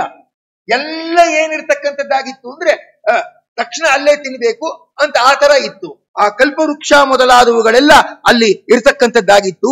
ಎಲ್ಲ ಅದನ್ನ ಸ್ವೀಕಾರ ಮಾಡ್ತಾ ಇರ್ತಕ್ಕಂಥವ್ರಾಗಿದ್ರು. ವಸ್ತ್ರಾಣಿ ಚ ಪ್ರಸೂಯಂತೆ ಫಲೇಶು ಆಭರಣಾನಿ ಚ ತೇಷ್ವೇವ ಜಾಯತೆ ತೇಷಾಂ ಗಂಧಾವರ್ಣ ರಸಾನ್ವಿತಂ. ಅದರಲ್ಲೇ ಒಂಥರ ಘಮಘಮ ಅಂತ ಪರಿಮಳ, ಏನೋ ಸುಂದರವಾಗಿರ್ತಕ್ಕಂಥ ಬಣ್ಣ, ಮತ್ತೆ ಒಳ್ಳೆ ರುಚಿ ಎಲ್ಲ ಅದರಲ್ಲೇ ಸೇರ್ಕೊಂಡ್ಬಿಟ್ಟಿರ್ತಕ್ಕಂಥದ್ದಾಗಿತ್ತು. ಒಂಥರ ಜೇನುತುಪ್ಪದ ತರ. ಅದನ್ನ ಎಲ್ಲರೂ ತಿನ್ಕೊಳ್ತಿದ್ರು. ತಿಂದ್ರೆ ಸಾಯಂಕಾಲ ತನಕ ಹಸುವಾಗ್ತಾ ಇತ್ತು. ಆಗ ಈಗಲೂ ಇದು ಬಿಟ್ಟಿದ್ರೆ ಚೆನ್ನಾಗಿರ್ತಿತ್ತು ಅಲ್ವಾ? ಎಲ್ರಿಗೂ ಒಂದೊಂದು ಸ್ಪೂನ್ ಕೊಡ್ತೀವಿ ಅಂತ ಅಂದ್ಬಿಟ್ಟಿದ್ರೆ, ಎಲ್ರು ತಗೊಂಡ್ಬಿಟ್ಟಿದ್ರೆ ಸಾಯಂಕಾಲ ತನಕ ಹಸುವಾಗದೆ ಇದ್ದಿದ್ರೆ ಅದು ಚೆನ್ನಾಗಿರ್ತಕ್ಕಂಥದ್ದಾಗಿತ್ತು. ಹೀಗೆ ಅದನ್ನ ಮಾಡ್ತಾ ಇರ್ತಕ್ಕಂಥವ್ರಾಗಿದ್ದಾರೆ. ಆ ಜೇನುತುಪ್ಪ ಏನಂದ್ರೆ ಅದು ಜೇನು ಹುಳದಿಂದ ಆಗಿದ್ದಲ್ಲ, ಸಹಜವಾಗಿ ಆಗಿರ್ತಕ್ಕಂಥದ್ದಾಗಿತ್ತು. ಹೀಗೆ ಅದನ್ನ ಹೇಳ್ತಾ ಇರ್ತಕ್ಕಂಥವ್ರಾಗಿದ್ದಾರೆ. ಎಲ್ರು ಸಂತೋಷದಿಂದ ಇರ್ತಿದ್ರಂತೆ, ಸತ್ಕರ್ಮಗಳಲ್ಲಿ ಆಸಕ್ತರಾಗಿದ್ರು. ಯಾಕಂದ್ರೆ ತರಕಾರಿ ಅಂದ್ಬಿಟ್ರೆ ತೊಳಿಬೇಕು, ಹೆಚ್ಚಬೇಕು, ಆಮೇಲೆ ಮತ್ತೆ ಏನ್ ಮಾಡ್ಬೇಕು, ಬೇಯಿಸ್ಬೇಕು, ಚೆನ್ನಾಗಿ ಬೇಯಿಸ್ಬೇಕು, ಆಮೇಲೆ ಮತ್ತೆ ಬೆರೆಸ್ಬೇಕು, ಆಮೇಲೆ ಮತ್ತೆ ಏನ್ ಮಾಡ್ಬೇಕು, ಎಲೆ ಮೊದಲಾದವುಗಳು ಬೇಕು, ಇನ್ನೊಬ್ರು ಬಡಿಸ್ಬೇಕು. ಅರ್ಧ ತಿಂದ್ಬಿಟ್ರೆ ಎಂಜಿಲು ತುಳಿಯುತ್ತೆ. ಆಗಿನ ಕಾಲದಲ್ಲಿ ಹೇಗೆ ಇರ್ತಾ ಇತ್ತಂದ್ರೆ ಎಲ್ಲ ಒಂದೊಂದು ಎಲೆ, ಆ ಗಿಡದಲ್ಲಿ ಎಲೆ ಬೆಳೀತಾ ಇತ್ತು. ಆ ಒಂದ್ ಎಲೆ ಹಿಂಗ್ ಕಿತ್ಕೊಂಡು ತಿನ್ಬಿಟ್ರೆ ಅದ್ರಲ್ಲೇ ಎಲ್ಲ ಅದೇನು ಹೇಳ್ತಾರಲ್ಲ, ಈ ಸಣ್ಣ ಮಕ್ಕಳಿಗೆ ವಿಟಮಿನ್ ABCD ಇರೋದೇ ಒಂದ್ ಮಾತ್ರೆ ತರ ಏನೋ ಇರುತ್ತಲ್ಲ, ಅದೊಂದು ಸ್ಪೂನ್ ಕೊಟ್ಬಿಟ್ರೆ ವಿಟಮಿನ್ ಅಪ್ಡೆಕ್ ಅಂತ ಹೇಳ್ತಾರೆ. ಅಂದ್ರೆ ABCDEF ಅಂತ ಎಲ್ಲ ಅದರಲ್ಲೇ ಇರುತ್ತಂತೆ ಒಂದು ಸ್ಪೂನ್ ಅಲ್ಲಿ. ಅದು ಕುಡಿದು ಬಿಟ್ರೆ ಸಾಕು, ಮಗುಗ್ ಶಕ್ತಿ ಬಂದ್ಬಿಡುತ್ತೆ ಅಂತ. ಅದಕ್ಕೇನು ಪಲ್ಯ ಗಿಲ್ಯ ತಿನ್ಸಕ್ಕಿಲ್ವಲ್ಲ, ಹಲ್ ಬಂದಿರಲ್ವಲ್ಲ, ಅದು ಕೊಟ್ಬಿಟ್ರೆ ಆಯ್ತಂತ. ಆ ತರ ಇತ್ತಂತೆ ಎಲೆ. ಅದೇ ಎಲೆ ಆದ್ರಿಂದ ಇನ್ನೊಂದು ಎಲೆನೂ ಬೇಕಾಗಿಲ್ಲ, ಯಾರು ಬಡಿಸ್ಬೇಕಾಗೂ ಇಲ್ಲ, ಬೇಯಿಸ್ಬೇಕಾಗೂ ಇಲ್ಲ, ನೀರು ಬೇಕಾಗಿಲ್ಲ, ಏನು ಬೆರೆಸ್ಕೋಬೇಕಾಗಿಲ್ಲ. ದಿವ್ಸಕ್ಕೊಂದು ಎಲೆ ತಿಂದ್ರೆ ಆಯ್ತು. ಹೀಗಿತ್ತಂತೆ. ಆದ್ರಿಂದ ಅದನ್ನ ತಿನ್ಕೊಂಡು ಎಲ್ಲರೂ ಕೂಡ ಇರ್ತಕ್ಕಂಥವ್ರಾಗಿದ್ರಂತೆ. ಏನಾಯ್ತು ಅಂದ್ರೆ ಹಾಗೇ ಬಳಸ್ತಾ ಇರುವಾಗ ಮನುಷ್ಯನಿಗೆ ಆಸೆ ಬಂದ್ಬಿಡ್ತಾನೆ. ಒಂದೆಲೆ ಯಾಕೆ, ಮೂರೆಲೆ ಕಿತ್ತಿಟ್ಕೊಂಡ್ಬಿಟ್ಟಿರೋಣ, ಹೆಂಗೂ ನಾಳೆಗೂ ಅಡ್ಜಸ್ಟ್ ಆಗತ್ತೆ. ಕೆಲವರು ದ್ವಾಸಿ ತುಳಸಿ ಕಿತ್ತಕ್ ಬರಲ್ಲ ಅಂದ್ಬಿಟ್ಟು ಏಕಾಸಿನೇ ಕಿತ್ತಿಟ್ಕೊಂಡ್ಬಿಟ್ಟಿರ್ತಾರಲ್ಲ, ಆ ತರ ಏನಂದ್ರೆ ನಾಳೆ ಯಾಕೆ ಈಗ್ಲೇ ಕಿತ್ತಿಟ್ಕೊಂಡ್ಬಿಡೋಣ ಎರಡೆಲೆ ಅಂತ ಕಿತ್ತಿಟ್ಕೊಂಡ್ಬಿಟ್ರು. ಒಬ್ಬೊಬ್ರು ಹೀಗೆ ಕಿತ್ತಿಟ್ಕೊಂಡ್ಬಿಟ್ರೆ ಈಗ ಸುಮ್ನೆ ಅನ್ಕೊಳ್ಳೋದು, ವಿಜಯನಗರ ಮಾತು ಅಂದ್ರೆ ವಾಜರ ಆರಾಧನೆ ಮಾಡ್ತಾರೆ, ನಾವಿಬ್ಬರೇನ್ ಜಾಸ್ತಿ ಆಗಲ್ಲ ಅಂತ ಇಬ್ಬಿಬ್ರಿಬ್ಬಿಬ್ರೇ ಸೇರ್ಕೊಂಡ್ಬಿಟ್ರೆ ಅದೇ ಒಂದ್ 50 ಜನ ಆಗ್ಬಿಟ್ರೆ ಸೇವಾಕರ್ತರಿಗೆ ಸೆಕೆಂಡ್ ಪಂಕ್ತಿ, ಇವರೇ ಫಸ್ಟ್ ಪಂಕ್ತಿ ಕೊಟ್ಬಿಟ್ಟಿರ್ತಾರೆ, ಸೇವಾಕರ್ತರಿಗೆ ಸೆಕೆಂಡ್ ಪಂಕ್ತಿ ಆಗ್ಬಿಟ್ಟು. ಒಂದ್ 2-3 ಜನ ಮಾಡಿದ್ರೆ ಅಸ್ತವ್ಯಸ್ತ ಅಲ್ಲ, ತುಂಬಾ ಜನ ಮಾಡಿದ್ರೆ ಅದೇ ಅಸ್ತವ್ಯಸ್ತ. ಎಲ್ಲರೂ ಎರಡೆರಡು ಜಾಸ್ತಿ ಕಿತ್ಕೊಳಕ್ ಬಂದ್ಬಿಟ್ಟಂತೆ. ಆಗ ಆ ಗಿಡಕ್ಕೆ ಅನ್ನಿಸ್ತಂತೆ, ನಾನ್ ಬೋಳಾಗ್ಬಿಡ್ತೀನೋ ಏನೋ, ಜನ ನನ್ನ ಬೋಳಿಗಿಡ ಅಂತ ಅವಮಾನ ಮಾಡ್ತಾರೇನೋ ಅಂದ್ಬಿಟ್ಟು ಅದೃಶ್ಯ ಆಗೋಯ್ತು. ಅವತ್ತಿನಿಂದ ಅದು ನಿಂತೋಯ್ತು. ಅದು ಯಾವಾಗ ನಿಂತೋಯ್ತೋ ಅವಾಗ ಏನಾಯ್ತು ಅಂದ್ರೆ ಆ ಭೂಮಿಯಲ್ಲಿ ಬೀಜವನ್ನ ಬಿತ್ತುಬಿಟ್ಟು ಗಿಡ ಬೆಳೆದು ಪೈರು ಬೆಳೆದು ಆ ಪದಾರ್ಥವನ್ನ ಪಡೆಯೋದು ಅಂತ ಆಗ ಆರಂಭ. ಅಲ್ಲಿ ತನಕ ಇಂಥ ಪ್ರಕ್ರಿಯೆ ಇರಲಿಲ್ಲ. ಅದರಿಂದ ಅವ್ರಿಗೆ ಎಂಜಲು ಮುಸರೆ ಇರ್ಲಿಲ್ವಾ, ಅವ್ರಿಗೆಲ್ಲ ಅದರಿಂದ ಪಾಪ ಬರ್ತಾ ಇರ್ಲಿಲ್ವಾ, ಅದರಿಂದ ನರಕ ಬರ್ತಾ ಇರ್ಲಿಲ್ವಾ, ಅವ್ರು ವೈಶ್ಯದೇವ ಮೊದಲಾದವನ್ನ ಮಾಡ್ತಾ ಇರ್ಬೇಕಾಗಿರ್ಲಿಲ್ವಾ ಅಂದ್ರೆ ಇಲ್ಲ. ಹಾಗೇ ರಸೋಲ್ಲಾಸ ಅನ್ನೋ ಸಿದ್ಧಿ ಇತ್ತು, ಅದನ್ನು ಹಾಗೇ ತೆಗೆದುಕೊಳ್ತಾ ಇದ್ರು. ಕತ್ತರಿಸೋದಿಲ್ಲ, ಬೇಯಿಸೋದಿಲ್ಲ, ಬೆರೆಸೋದಿಲ್ಲ, ಏನು ಹಿಂಸೆಗಳೇ ಇಲ್ಲ. ಮುಂದೆ ಮುಂದೆ ಮುಂದೆ ಮುಂದೆ ಬರ್ತಾ ಬರ್ತಾ ಕೊನೆಗೆ ಬರ್ತಾ ಪುನಃ ಅದೇ ಧರ್ಮದ ಸ್ಥಿತಿಗೇ ಬರುತ್ತೆ. ಹೇಗೆ ಸಣ್ಣ ಇಡ್ಲಿ ಹೋಗ್ಬಿಟ್ಟು ತಟ್ಟೆ ಇಡ್ಲಿ ಹೋಗ್ಬಿಟ್ಟು ಸಣ್ಣ ಇಡ್ಲಿ ಬಂದ್ಬಿಟ್ಟು ಪುನಃ ತಟ್ಟೆ ಇಡ್ಲಿ ಅಂತ ಬರುತ್ತಲ್ಲ, ಚಕ್ರ ತಿರುಗತ್ತಲ್ಲ, ಆತರ ಪುನಃ ಚಕ್ರ ಏನಾಗುತ್ತೆ ಹಾಗೇ ತಿರುಗುತ್ತೆ. ಎಲ್ಲ ಮಸಾಲೆಗಳೆಲ್ಲ ಬೆರೆಸ್ಕೊಂಡೆಲ್ಲ ತಿಂತಾ ಇದ್ದರೀಗ ಬರೀ ತರಕಾರಿ ತಿಂದ್ರೇನೆ ವಾಸಿ, ಅದೇ ಆರೋಗ್ಯ ಅಂತೇನೋ ಅಂತಾರಲ್ಲ, ಹಾಗೆ ಪುನಃ ಏನಾಗತ್ತೆ ಆ ಚಕ್ರ ತಿರುಗಿಕೊಂಡು ಬರ್ತಾ ಇರ್ತಕ್ಕಂಥದ್ದಾಗುತ್ತದೆ. ಆಗ ಏನಂತ ಹೇಳಿದ್ರೆ ಆ ರೀತಿಯಾಗಿ ಅವುಗಳನ್ನೆಲ್ಲ ಮಾಡ್ತಾ ಇರ್ತಕ್ಕಂಥವರಾಗಿದ್ದಾರೆ. ಅದರಲ್ಲೂ ಕೂಡ ಆ ಲೋಭವನ್ನ ಪ್ರಜೆಗಳು ವ್ಯಕ್ತಪಡಿಸ್ತಾ ಇರ್ತಕ್ಕಂಥವ್ರಾದ್ರೆ, ಅಂದ್ರೆ 10 ಹಣ್ಣನ್ನ ಒತ್ತಿಗೆ ಕಿಟ್ಟಿಟ್ಕೊಂಡ್ಬಿಡೋದು, ಮತ್ತೆ ಗೋಧಿ ರಾಗಿ ಅಕ್ಕಿ ಅಂದ್ರೆ 1 ವರ್ಷಕ್ಕಾಗೋಷ್ಟಾಗ್ಲೇ ಮನೆ ಸ್ಟೋರ್ ಮಾಡಿ ಇಟ್ಕೊಂಡ್ಬಿಡೋದು ಅಲ್ವಾ, ಇದೆಲ್ಲ ಬಂತದ್ದು. ಆಗ ಭೂಮಿಗೆ ಏನ್ ಮಾಡ್ಬೇಕು ಅಂತ ಗೊತ್ತಾಗಿಲ್ಲ. ಏನೋ ಯಾರೋ ಒಬ್ರು ಊಟಕ್ಕೆ ಬಂದಿಲ್ಲ, ಆದ್ರಿಂದ ಸ್ವಲ್ಪ ಬಾಕ್ಸ್ ಅಲ್ಲಿ ಹಾಕೊಡಿ ಅಂದ್ರೆ ಪರವಾಗಿಲ್ಲ. ಬಡ್ಸಕ್ಕಿನ್ ಮೊದ್ಲೇ ಎಲ್ರು ಬಾಕ್ಸ್ಗೆ ಹಾಕೊಟ್ಬಿಡಿ ಅಂದ್ಬಿಟ್ರೆ ಮೊದಲನೇ ಪಂಕ್ತಿಗೆ ಮೋಸ ಆಗೋಗ್ಬಿಡುತ್ತೆ ಅಲ್ವಾ? ಆ ತರ ಪ್ರವೃತ್ತಿ ನಿರ್ಮಾಣ ಆಗೋಯ್ತು. ಆಗ ಭೂಮಿಗೆ ಸಿಟ್ಟು ಬಂದ್ಬಿಟ್ಟು ನೀವೇನ್ ಬೀಜಗಳನ್ನು ಬಿತ್ತಿದ್ರು ಕೂಡ ನಾನು ಬೆಳೆಯೋದಿಲ್ಲ ಅಂತ ಭೂಮಿ ಸ್ಟ್ರೈಕ್ ಮಾಡಕ್ ಸ್ಟಾರ್ಟ್. ಯಾಕಂದ್ರೆ ಅಷ್ಟು ಸ್ವಾರ್ಥ, ಎಲ್ಲ ನನಗೇ ಬೇಕು, ಎಲ್ಲ ನನಗೇ ಬೇಕು ಅಂತ ಸ್ವಾರ್ಥ. ಅದರಿಂದ ಏನ್ ಮಾಡ್ತಾ ಇದ್ದಾನೆ ಅಂದ್ರೆ ಎಲ್ಲ ಪೈರುಗಳನ್ನ ಬೆಳೆಗಳನ್ನ ತಾನೇ ಉಪಯೋಗಿಸ್ಕೊಂಡ್ ಬಿಡ್ತಾ ಇದ್ದಾನೆ. ಅದರಿಂದ ಏನಾಗೋಯ್ತಂದ್ರೆ ಭೂಮಿಗೆ ಸಿಟ್ಟು ಬಂದ್ಬಿಡ್ತಾನೆ. ಭಾಗವತದಲ್ಲೂ ಹೇಳ್ತಾನೆ, ಆ ರಾಜನಾದ ವೇನ ನಾಸ್ತಿಕನಾಗ್ಬಿಟ್ಟ. ಆದ್ರಿಂದ ಇವರೆಲ್ಲ ಸ್ವಾರ್ಥಕ್ಕೆ ಉಪಯೋಗಿಸ್ಕೋತಾ ಇದ್ದಾರೆ. ಹಾಗಾದ್ರೆ ಏನಂದ್ರೆ ನಾನು ಯಾಕೆ ಇವರಿಗೆ ಸಹಕಾರ ಕೊಡ್ಬೇಕು ಅಂತ ಭೂಮಿಯೇ ಆ ಬೀಜವನ್ನು ನುಂಗು ಬಿಡ್ತಾನೆ. ನುಂಗು ಬಿಟ್ಟಾದ ಮೇಲೆ ಆ ಭೂಮಿಯನ್ನ ನಾವು ಚೆನ್ನಾಗಿ ಕರಿಬೇಕು, ದೋಹನ ಮಾಡಬೇಕು ಅಂತ ಆ ಪೃಥು ಮಹಾರಾಜ ಏನ್ ಮಾಡ್ತಾ ಇರ್ತಕ್ಕಂಥವನಾಗಿದ್ದಾನೆ ಅಂದ್ರೆ ಅನೇಕ ಇದನ್ನ ಬಳಸಿಕೊಂಡು ಆ ಭೂಮಿಯನ್ನ ಮಥನ ಮಾಡ್ತಾ ಇದ್ದಾನೆ. ಆಗ ಬಿತ್ತಿದ ಬೀಜ ಮೊಳಕೆ ಒಡೆಯಕ್ಕೆ ಸ್ಟಾರ್ಟ್ ಆಯಿತು. ಆಮೇಲೆ ಪೈರುಗಳೆಲ್ಲ ಬರ್ಲಿಕ್ಕೆ ಸ್ಟಾರ್ಟ್ ಆಗ್ತಾ ಇರ್ತಕ್ಕಂಥದ್ದಾಯಿತು. ಆಮೇಲೆ ಮತ್ತೆ ಅವನಿಗೆ ಏನನ್ನಿಸ್ತಂದ್ರೆ ನಾನು ಇದನ್ನ ಸುಮ್ನೆ ಯಾರಿಗೋ ಕೊಡಬಾರ್ದು, ದುಡ್ಡಿಗೆ ಕೊಡಬೇಕು ಅನ್ನೋ ದುರ್ಬುದ್ಧಿ ಬಂತು. ಎಷ್ಟೋ ಕಾಲದ ತನಕ ಯಾರ್ಯಾರೋ ಹೇಳ್ತಾರೆ ನಮ್ಗೆಲ್ಲ ಆಗ ಬೇರೆ ಊರಲ್ಲಿ ಸೇರ್ಕೊಂಡ್ಬಿಟ್ಟಿದ್ವು, ಬೇರೆ ಗತಿ ಇರಲಿಲ್ಲ, ಅದಕ್ಕೆ ನಾವು ವಾರದ ಊಟ ಮಾಡ್ಕೊಂಡು ಬದುಕಿದೀವಿ ಅಂತ. ವಾರದ ಊಟ ಮಾಡೋರು ಅವ್ರ ಮನೆಯಲ್ಲಿ ಒಂದ್ ಪೈಸಾ ಇಸ್ಕೋತಾ ಇರ್ಲಿಲ್ಲ. ನೀನ್ ಓದ್ತಾ ಇದೀಪ, ಊಟ ಮಾಡ್ಕೊಂಡು ಹೋಗು, ನಾವೇನ್ ಮಾಡಿರ್ತೀವೋ ಅದನ್ನ ನಿನ್ ಊಟ ಹಾಕ್ತೀವಿ ಅಂತ ಹೇಳುದು. ಎಲ್ರು ಹಾಗೆ ಇತ್ತು. ಅಲ್ಲಿ ತನಕ ಹೋಟೆಲ್ ಅನ್ನೋ ಸಂಸ್ಕೃತಿ ಬಂದಿರಲಿಲ್ಲ. ಯಾವಾಗ ದುಡ್ಡಿಗಾಗಿ ಅನ್ನ ಮಾರುವುದು ಅನ್ನೋದು ಬಂತು, ಅದೇ ಒಂದು ಪ್ರವೃತ್ತಿ ಆಯ್ತು. ಮತ್ತೆ ಉಳಿದವ್ರಿಗೆ ಇವ್ರಿಗೂ ಕೂಡ ಸ್ವಲ್ಪ ಕಾಲ ನಿಮಿತ್ತವಾಗಿ ಕಷ್ಟ ಆಗೋದುಂಟಾಯ್ತು. ಆಗ ಎಲ್ಲರೂ ಕೂಡ ದುಡ್ಡು ಕೊಟ್ಟು ತಿನ್ಬೇಕು, ದುಡ್ಡಿಗಾಗಿ ಅಂತೆಲ್ಲ ಬರ್ತಕ್ಕಂಥವ್ರಾದ್ರು. ಆಗ ಆ ಅನ್ನ ತಿಂದ ಮನುಷ್ಯರ ಬುದ್ಧಿ ವ್ಯಾಪಾರದ ಬುದ್ಧಿನೇ ಬಂತೇ ವಿನಃ ಪರೋಪಕಾರದ ಬುದ್ಧಿ ಬರಲಿಲ್ಲ. ಆಗ ಯದಾ ಪ್ರಸೃಷ್ಟಾವೋಷದ್ಯೋ ನ ಪ್ರರೋಹಂತಿ ತಾ ಪುನಃ ತತಃ ಸ ತಾಸಾಮೃದ್ಧ್ಯರ್ಥಂ ವಾರ್ತೋಪಾಯಂ ಚಕಾರಚ ಅಂತ ಹೇಳ್ತಾ ಇರ್ತಕ್ಕಂಥವರಾಗಿದ್ದಾರೆ. ಈ ರೀತಿ ಆಗ್ತಾ ವರ್ಣಾಶ್ರಮ ಧರ್ಮಗಳನ್ನೆಲ್ಲ ವ್ಯವಸ್ಥೆ ಮಾಡ್ತಾ ಇರ್ತಕ್ಕಂಥವರಾಗಿದ್ದಾರೆ. ಯಾರು ತಮ್ಮ ತಮ್ಮ ವರ್ಣಾಶ್ರಮ ಧರ್ಮದಲ್ಲಿದ್ದು ಆ ಬ್ರಾಹ್ಮಣರು ಆ ಕರ್ತವ್ಯವನ್ನ ಮಾಡ್ತಾ ಇರ್ತಕ್ಕಂಥವರಾಗ್ತಾರೆ, ಅವ್ರಿಗೆ ಒಳ್ಳೆ ಬ್ರಹ್ಮಲೋಕ ಸಿಗುತ್ತೆ. ನಾನು ವೇದ ಮಂತ್ರ ಹೇಳ್ತೀನಿ, ನಾನು ಪೂಜೆ ಮಾಡಿಸ್ತೇನೆ, ನಾನು ಯಾರಿಂದಲೂ ದುಡ್ಡು ತಗೊಳ್ಳಲ್ಲ, ನನ್ನ ಬಾಯಲ್ಲಿ ಬರೋದು ಒಂದೇ ಮಂತ್ರ, ಲೋಕ ಸಮಸ್ತ ಸುಖಿನೋ ಭವಂತು ಅಂತ ಯಾರು ಇರ್ತಾರೋ, ಹಾಗೇ ಬದುಕ್ತಾರೋ ಅವ್ರಿಗೇನಂದ್ರೆ ಬ್ರಹ್ಮಲೋಕದ ಪದವಿ ಸಿಗುತ್ತೆ. ಮೈಲಿಗೆ ದೇವ್ರ ಪೂಜೆ ಎಲ್ಲ ಮಾಡಬಾರ್ದು, ಮಡಿಲ್ ಮಾಡ್ಬೇಕು, ಭಗವಂತನಿಗೆ ಪ್ರೀತಿ ಆಗೋ ಹಾಗಿರ್ಬೇಕು ಅನ್ನೋ ಭಾವನೆ ಬಂದು ಬಿಟ್ರೆ ಅವ್ರು ಏನ್ ಬಾಯಲ್ಲಿ ನುಡಿತಾರೆ ಅದಾಗತ್ತೆ. ಅವರೊಳ್ಳೆ ರಾಜಪುರೋಹಿತರಾಗಿ ಇರ್ತಾರೆ. ಕಡೆಗೆ ಏನಾಗತ್ತೆ ಅಂದ್ರೆ ಅವರಿಗೆ ಬ್ರಹ್ಮಲೋಕದ ಪದವಿಯೇ ಸಿಗತ್ತೆ. ಒಂದು ಸಂದರ್ಭದಲ್ಲಿ ತಿರುಪತಿ ಕ್ಷೇತ್ರದಲ್ಲಿ ಬೆಟ್ಟದ ಮೇಲೆ ತುಂಬಾ ಬರಗಾಲ ಬಂತು. ಎಷ್ಟು ಬರಗಾಲ ಬಂದ್ಬಿಡ್ತಂದ್ರೆ ಬೆಟ್ಟದ ಮೇಲೆ ನೀರಿಲ್ಲ ಅಂದ್ರೆ ಜನರಿಗೆ ಕೈಕಾಲು ತೊಳ್ಕೊಳ್ಳಕ್ಕೂ ನೀರಿಲ್ಲ, ಸ್ನಾನ ಮಾಡಕ್ಕೂ ನೀರಿಲ್ಲ, ಶ್ರೀನಿವಾಸನ ದರ್ಶನಕ್ಕೆ ಬರಬೇಕಾದ್ರೂ ಶುದ್ಧರಾಗಿ ಬರಕ್ಕೆ ಕಷ್ಟ ಅಂತ ತೀವ್ರತರವಾದ ಬರಗಾಲ ಬಂತು. ಬರಗಾಲ ಬಂದಾಗ ಆಡಳಿತ ಮಂಡಳಿಗೆ ಏನ್ ಮಾಡ್ಬೇಕು ಗೊತ್ತಾಗಿಲ್ಲ. ಯಾರೋ ನೀರಿಲ್ಲ ಅಂತ ಇಟ್ಕೊಳ್ಳಿ, 10 ಜನ ಸಂಬಂಧಿಕರು ಮನೆಗೆ ಬರ್ತಾರೆ ಅಂದ್ರೆ ಕೈ ಮುಗಿದು ಬರಬೇಡಿ ಅಂತಾನೆ ಕೇಳಬೇಕಾದ ಪರಿಸ್ಥಿತಿ ಬರುತ್ತೆ. ಯಾಕಂದ್ರೆ ಇವ್ರಿಗೆ ನೀರಿರಲ್ಲ.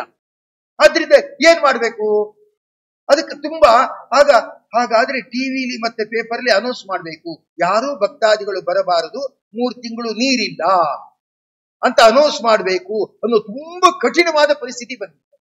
3 ಸತಿ ಮೀಟಿಂಗ್ ಮಾಡಿದ್ದಾರೆ, ಇಂಪ್ರೂವ್ ಆಗತ್ತೆ ಅಂತ.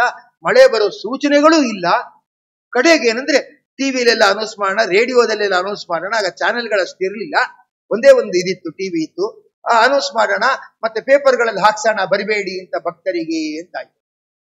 ಅಲ್ಲಿರೋರು ಯಾರು ಅಂದ್ರೆ ಹಾಕಿಸ್ಬಿಟ್ರೆ ತಿರುಮಲ ಕ್ಷೇತ್ರಕ್ಕೆ ಅವಮಾನ ಆಗತ್ತಲ್ಲ, ಬರೋ ಭಕ್ತರನ್ನ ಬರಬೇಡಿ, ಬ್ರಾಕೆಟ್ ನಲ್ಲಿ ನೀರಿಲ್ಲವಾದ್ದರಿಂದ ಅಂದ್ಬಿಟ್ರೆ ಯಾಕೋ ಅವಮಾನ ಆಗತ್ತಲ್ಲ.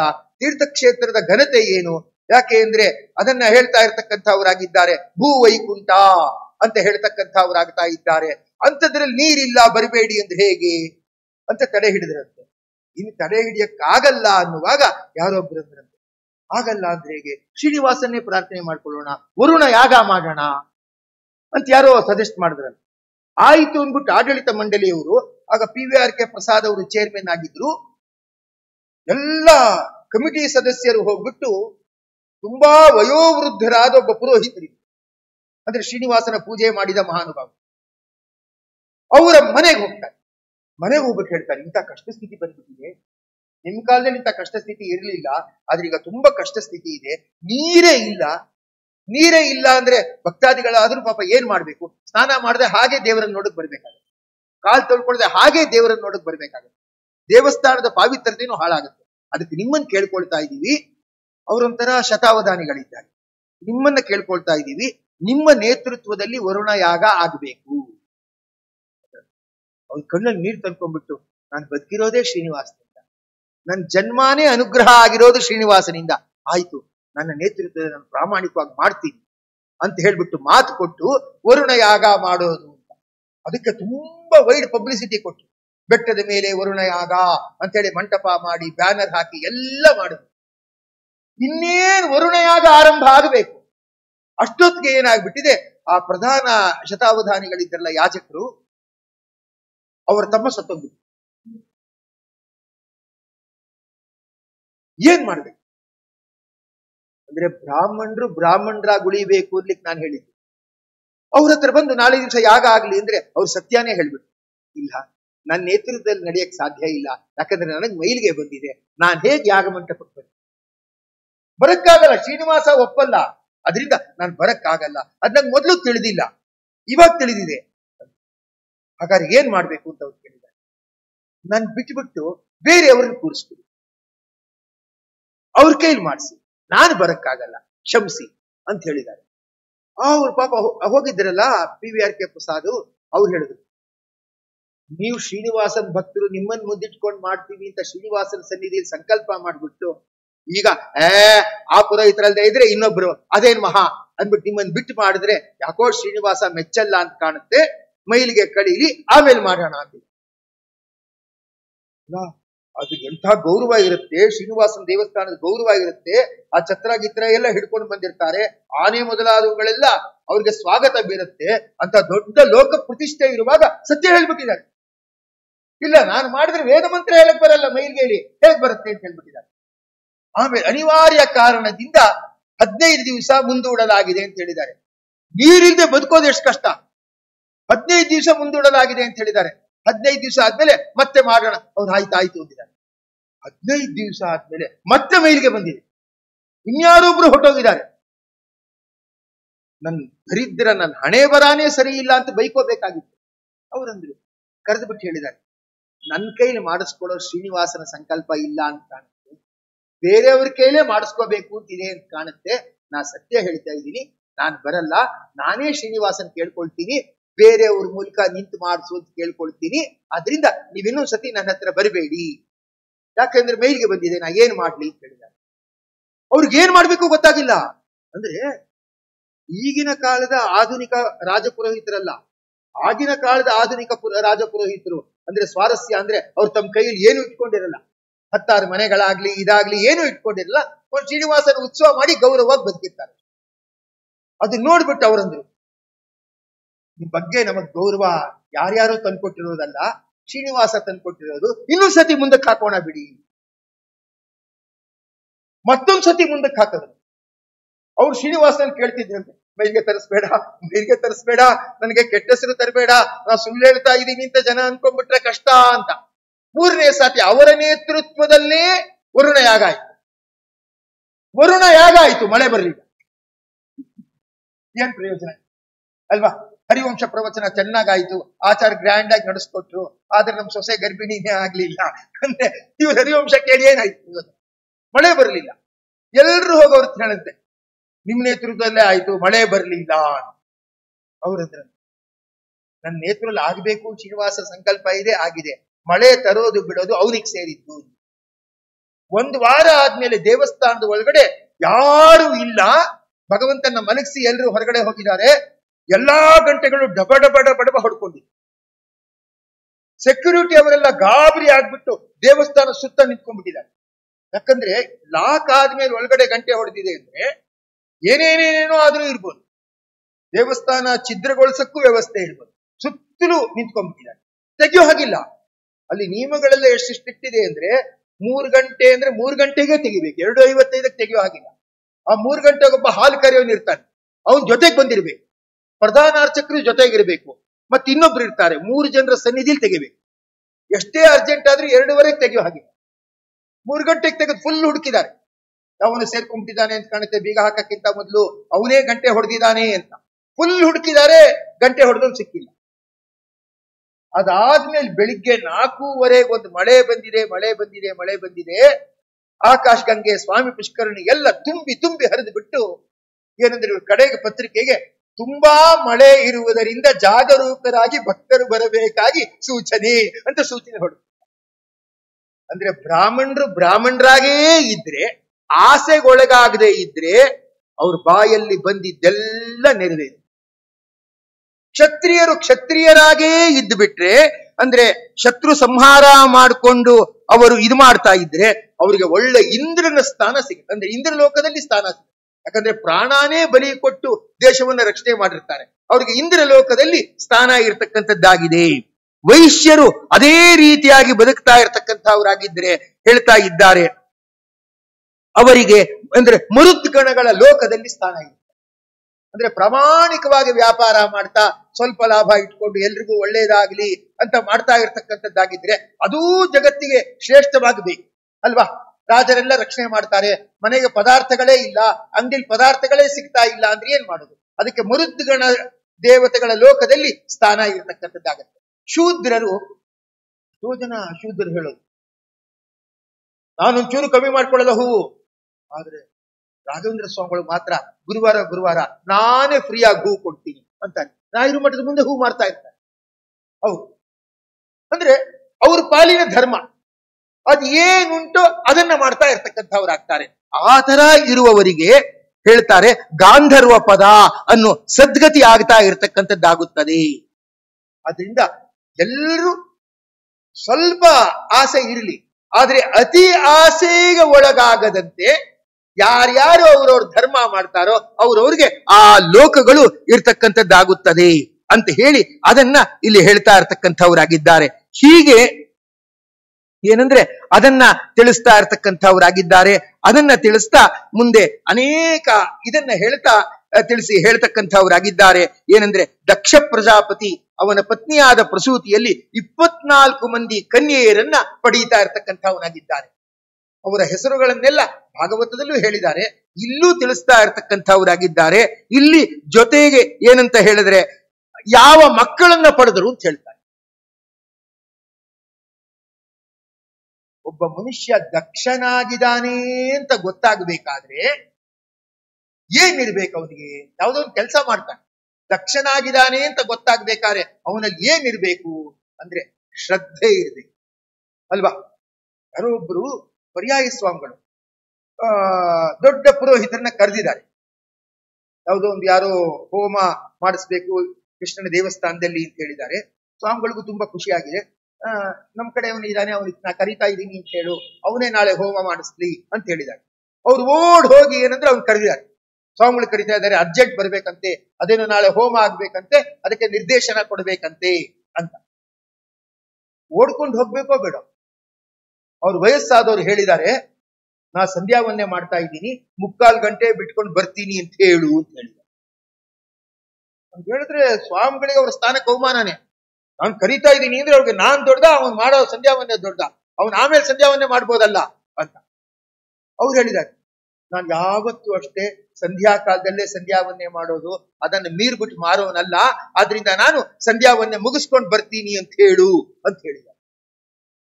ಅದಕ್ಕೆ ಅವ್ರ ಕಡೆಯವರಾರು ಸಿಟ್ಟಾಗ್ಬಿಟ್ಟು ನಾಳೆದು ಸಂಧ್ಯಾವನ್ನೇ ಸೇರಿಸ್ ಮಾಡ್ತಾ ಇದ್ದೀರಾ ಅಂತ ಕೇಳಿದ್ದಾರೆ. ಅವ್ನು ಯಾವನ ಮಹಾನ, ನಾಳೆ ನೀವು ಸಂಧ್ಯಾವನ್ನೇ ಸೇರಿಸ್ ಮಾಡ್ತಾ ಇದ್ದಾನ, ಏನ್ ಲೇಟ್ ಅಂತೆ ಅಂತ ಹೋಗಿ ಹೇಳಿದ್ದಾರೆ. ಹೌದು ಅಂತ ಅವ್ರು ಹೇಳಿದ್ದಾರೆ. ಸಿಟ್ಟು ಬಂದ್ಬಿಟ್ಟಿದೆ, ಹೌದು ಅಂತ ಹೇಳಿದ್ದಾರೆ. ಆಮೇಲೆ 3/4 ಗಂಟೆ ಆದ್ಮೇಲೆ ಹೋಗಿದ್ದಾರೆ, ಎಲ್ಲ ಆಗಿದೆ. ಮಾರನೇ ದಿವಸ ನೋಡಿದ್ರೆ ಅವ್ರು ಬದುಕಿಲ್ಲ. ಅಂದ್ರೆ ನಾನ್ ಸಂಧ್ಯಾವನ್ನೇ ಟೈಮಿಗೆ ಸರಿಯಾಗಿ ಮಾಡ್ತೀನಿ, ಯಾವುದೇ ಸಂದರ್ಭ ಬಂದ್ರು ಅದನ್ನ ಮುಂದಕ್ಕೆ ಹಾಕಲ್ಲ.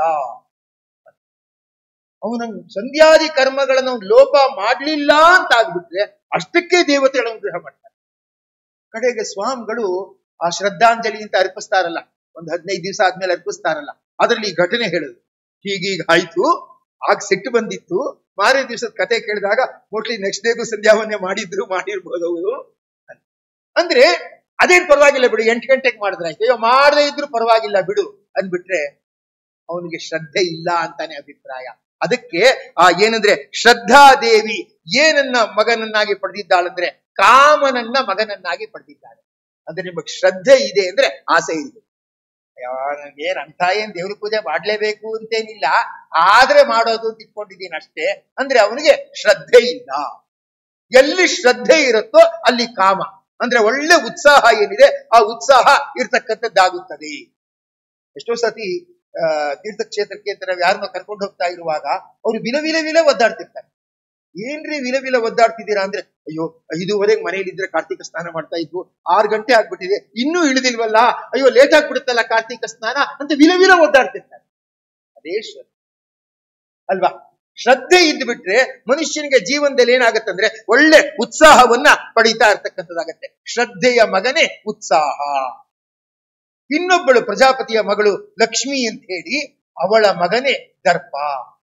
ಸಂಪತ್ತಿದ್ರೆ ದರ್ಪ ಬಂದೇ ಬರುತ್ತೆ. ಯಾಕೆ ಬರುತ್ತಂದ್ರೆ ಕಂಡೋರೆಲ್ಲ ನಮಸ್ಕಾರ ಮಾಡ್ತಿರ್ತಾರೆ. ಕಂಡೋರೆಲ್ಲ ನಮಸ್ಕಾರ ಮಾಡ್ತಾ ಇರುವಾಗ ತಲೆ ಸ್ವಲ್ಪ ಮೇಲಕ್ಕೆ ಹೋಗುತ್ತೆ. ತಲೆ ಸ್ವಲ್ಪ ಮೇಲಕ್ಕೆ ಹೋಗಿದಾಗ ಯಾರಾದ್ರೂ ನಮಸ್ಕಾರ ಮಾಡದೇ ಇದ್ರೆ ಅವತ್ತು ಮಾಡಿಲ್ಲ ಇವತ್ತು ಮಾಡಿಲ್ಲ, ಇವನಿಗೆ ಸರಿಯಾಗಿ ಪಾಠ ಕಲಿಸಬೇಕು ಅಂತ ದರ್ಪ ಬರುತ್ತೆ. ಅದರಿಂದ ಆ ಶ್ರದ್ಧೆಯ ಮಗ ಕಾಮ, ಲಕ್ಷ್ಮಿಯ ಮಗ ದರ್ಪ, ಮತ್ತೆ ದ್ವಿತೀಯ ಮಗ ಏನಂದ್ರೆ ನಿಯಮ. ಧೃತಿಯ ಮಗ ಏನಿದೆ ನಿಯಮ. ಅಂದ್ರೆ ಯಾರಿಗೆ ಧೃತಿ ಅಂದ್ರೆ ಬಿಡಲ್ಲ ಅಂತ ಧಾರಣ ಶಕ್ತಿ ಇರುತ್ತೋ ಅವರು ನಿಯಮವನ್ನ ಏನ್ ಮಾಡ್ತಾರೆ ಅಂದ್ರೆ ಪರಿಪಾಲನೆ ಮಾಡೇ ಮಾಡ್ತಾರೆ, ಬಿಡಲ್ಲ. ಪೂಜೆ ಆಯ್ತು, ಪೂಜೆ ಆದ ತಕ್ಷಣ ಹೊರಡೋಣ ಅಂದ್ರೆ ಯಾರು ಹೇಳ್ತಾರೆ, ಇಲ್ಲ ಇವತ್ತು ಅಕ್ಷಯ ತೃತೀಯ, ನಾವು ದ್ವಾದಶ ಪಿತೃಗಳಿಗೆ ತರ್ಪಣ ಕೊಡ್ಬೇಕು, ಅದನ್ನ ಕೊಡದೆ ಹೋಗಕ್ಕಾಗಲ್ಲ. ಹಿಂಗೆಲ್ಲ ಮಾಡ್ತಾ ಕೂತ್ರೆ ಲೇಟ್ ಆಗತ್ತೆ ಅಂದ್ರೆ ಗಂಡನೇ ಹೇಳೋದು ಹೆಂಡತಿಗೆ, ನೀ ಆಟೋದಲ್ಲಿ ಹೊಟ್ಟೋಗು, ನಾನ್ ನಿಧಾನಕ್ಕೆ ಬರ್ತೀನಿ. ಯಾಕಂದ್ರೆ ನಿಯಮ ಬಿಡಕ್ ಬರಲ್ಲ. ಸಂಬಂಧಿಕರನ್ನ ಬೇಕಾದ್ರೆ ಒಂದು ಅರ್ಥದಲ್ಲಿ ಬಿಡ್ಬೋದು, ಅರ್ಧ ಗಂಟೆ ಲೇಟ್ ಆಗಿ ಹೋಗ್ಬೋದು, ನಿಯಮ ಬಿಡಕ್ಕಾಗಲ್ಲ. ಇನ್ ಕೆಲವರು ಪೂಜೆನೂ ಬೇಡ ಏನು ಬೇಡ, ಅಲ್ಲೇ ರಾಯರ ಮಠದಲ್ಲಿ ಹೇಗೂ ತೀರ್ಥ ಕೊಡ್ತಾರಲ್ಲ ಅಲ್ಲೇ ತಗೊಂಡ್ಬಿಡೋಣ. ಅದು ಸಾರ್ವಜನಿಕ. ಇದು ಭಗವಂತನಿಗೂ ಇವನಿಗೂ ಇರೋ ಸಂಬಂಧ. ಧೃತಿಯ ಮಗ ನಿಯಮ. ಯಾವನೊಬ್ಬ ನಿಯಮ ಪರಿಪಾಲನೆ ಮಾಡ್ತಾ ಇಲ್ಲ ಅಂದ್ರೆ ಅವನಿಗೆ ಧೃತಿ ಅಂದ್ರೆ ನಿಶ್ಚಯ ಇಲ್ಲ ಅಂತ ಹೇಳ್ತಾ ಇರ್ತಕ್ಕಂಥವರಾಗಿದ್ದಾರೆ. ಮತ್ತೆ ಇನ್ನೊಬ್ಬಳು ಇನ್ನೊಬ್ಬನನ್ನ ಮಗನನ್ನಾಗಿ ಪಡೆದಳು. ಅದು ಕೇವಲ ಸಾಂಕೇತಿಕ ಅಲ್ಲ, ಅರ್ಥಪೂರ್ಣ. ಹಿಂದಿನ ಕಾಲದಲ್ಲಿ ಗ್ರ್ಯಾಂಡ್ ಆಗಿ ಕಲ್ಯಾಣ ಮಂಟಪ ತೆಗೆದುಕೊಂಡು ಉಪನಯನ ಮಾಡೋದು ಅಂತ ಇರಲಿಲ್ಲ. ಎಲ್ಲಾ ಕಡೆ ಧಾರ್ಮಿಕ ಉಪನಯನ ಅಂತಿತ್ತು. ಎಲ್ಲರೂ ಕೂಡ ಅವ್ರ ಮಕ್ಕಳನ್ನ ಧಾರ್ಮಿಕ ಉಪನಯನಕ್ಕೆ ಕಳ್ಸೋರು.